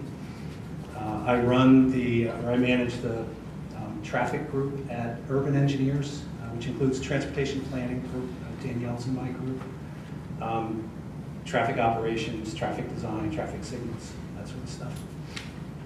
I would offer Mr. Archibald as an expert in transportation engineering and planning. Mr. Daigle, I'm assuming no objection. No objection. Okay. And the board accepts you as an expert. Thank you. Okay, great. Mr. Archibald, could you provide an overview on the review comments? I know we touched on these earlier, but just a brief summary on the comments in the February 17th letter related to traffic planning and proposed traffic improvements. Sure. Most of this is going to be redundant and a repeat from what Ms. Bear mentioned earlier. So yeah, the first issue was associated with the street closure of Church Street, just taking into account those other uses other than just the vehicular traffic that won't be there. The public safety, the SEPTA bus, Chesco Connect shuttle, the food trucks, the parking that we mentioned earlier, how to handle that. and any other access to existing buildings along the street. It would be probably premature to try to work out those details until we know that that's a route that we want to go down, but that would be something we would certainly be interested in resolving. We'd also mentioned the concerns about Rosedale Avenue and High Street with the high volume of pedestrian and vehicular conflicting or conflicts at that location. Our observation did not reveal anything extremely troublesome at the time, but if we would want to monitor that situation as the campus expands, just to make sure that things aren't exacerbated, especially with the vehicular traffic, changing if it's not allowed on Church Street, just to make sure those conflicts don't increase. I guess one of the options might be to have a separate phase for pedestrians if that would improve safety. Again, that would be at the cost of delay for vehicles. But if pedestrians are holding up vehicles now, maybe that's worth the that's worth the effort. And then we also did have some concerns about the configuration of Rosedale Avenue and South New Street, but the new new configuration seems to address the concerns that we had in terms of the alignment of the lanes. And certainly if there's increased capacity, that should help the operations that folks noted as being problematic. So I know you weren't in attendance at the Planning Commission meeting, but there was a large amount of discussion of increased pedestrian movement, specifically sidewalks along Matlack Street, High Street, and Church Street. So do you believe it would be appropriate to have an enhanced pedestrian network in the plan for those portions of West Goshen Township? Similar to Danielle, anything that you can do anytime to improve pedestrian connectivity would be a benefit to the community. So certainly, anything that could be provided along the university properties on High Street, Church Street, or Matlack Street, given the opportunity, would certainly enhance the pedestrian connectivity and fill in any gaps that might exist. That would certainly be an improvement. So you and Cole issued their response letter on March 6th as Exhibit 86. Do you believe that the response letter addressed the matters related to traffic raised in your review letter? Yeah, they responded to our review letter, indicated that they would comply with our comments, so we're satisfied with that. Is it your opinion that the main campus transportation study complies with the criteria outlined in Section 84-140 of the Township Zoning Ordinance? Again, I'm not a zoning expert, so I would defer to your zoning officer, but based on my experience and what I've seen in the transportation impact study, it outlined the use of existing TDM strategies. It identified the transportation study area, the 25 intersections that were evaluated, and the systems therein, looking at both the existing and the proposed internal circulation of the facilities, and then the schedule, the committed schedule of improvements. I would say that yes, it does comply. Similar question related to the main campus parking study that was submitted. Do you believe it meets the criteria outlined in Section 84-141? I do. The parking utilization data was collected during the 11-to-1 period and 5-to-7. As noted earlier, 95 West Goshen Township requires or allows for a 95% credit for any unused off-street parking. Their study applied only 85%. And again, the commitment to the schedule, I would say, makes it compliant. There's been a fair amount of discussion this evening regarding this level of planning for a conditional use application for a traffic impact study versus what would be done for a land development application. Can you just kind of summarize what the difference in terms of the level of detail would be for those types of studies? So yeah, I think, I believe that the level of study undertaken was appropriate given the master plan level and the high level. I know we talked about the traffic growth versus the particular site development, and given, again, the level of detail in the master plan, I would say that it was appropriate. And that when you get to the land development stage, that's when you look at the specific buildings, develop the trip generation rates, distribute the traffic, decide the modal splits, and then you would really zero in on where the traffic impacts are as a result of that development. I don't know if you can answer this question at this time, but in your professional opinion, do you have any conceptual idea on what the impact might be of the proposed improvements of the surrounding neighborhoods, or would that be something better studied on a specific land development application case?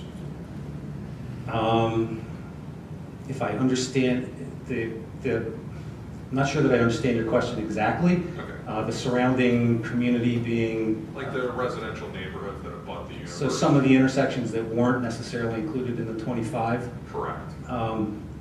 Yeah, I would say when it gets to that point, it would be appropriate to sit down with the township and decide what the traffic impact area should include, and move forward at that point. Okay. And based on your review, would you agree with Mr. DiMartino that the intersections are operating at an adequate level of service? I would agree with that. Yeah, level of service C or better. Those are all my questions. Thank you, Chris. Does the board have any questions? So I just want, for the record, to go back to the question I asked Danielle around the improvements potentially that are highlighted relative to the connectivity between South and North Campus. Do you believe that those improvements are a critical piece of establishing a higher student population in the South Campus and renovations to other aspects of the university down at the South Campus? So we had, in the multimodal, I think we mentioned upgrades to the crosswalk areas through signing and ADA compliance. And in addition, I think you're probably referring to the bike path or the bike connectivity specifically. Yeah, if we're adding student population to South Campus, anything we can do to improve connectivity to the North Campus would be important. I would say if you can do that sooner rather than later, I agree, that would be advantageous, but I also understand the challenges with the impacts that might be associated with what that requires, whether it's right-of-way taking, any environmental studies that are involved, the cost certainly. Alternatives could be looking at improved and more frequent shuttle service. That may in the long term be cheaper. But I would agree that's an important element and component of the plan. Thank you. Anybody else? No? Parties? Any parties? No? Okay. So I think... I'm sorry, Brian. Just one question. You were here during Mr. DiMartino's testimony this evening and the board's questions of Mr. DiMartino, correct? Correct. I have no further questions. Okay, I think we're done with this witness, and we indicated that we would continue tonight's hearing to Monday, August 24th at 6 p.m. If any of the parties intend to present any evidence, please come prepared that evening. We may or we may not get to you, but I would say that we're hoping that that will be the last hearing. So please, after Mr. Nagel presents one more witness, the township is done, I believe, so we'll turn it over to the parties. If anybody has any questions on the process, please come forward and I can help you after this. Thank you. Thank you, Melissa. Thank you, everyone. Thank you for your time.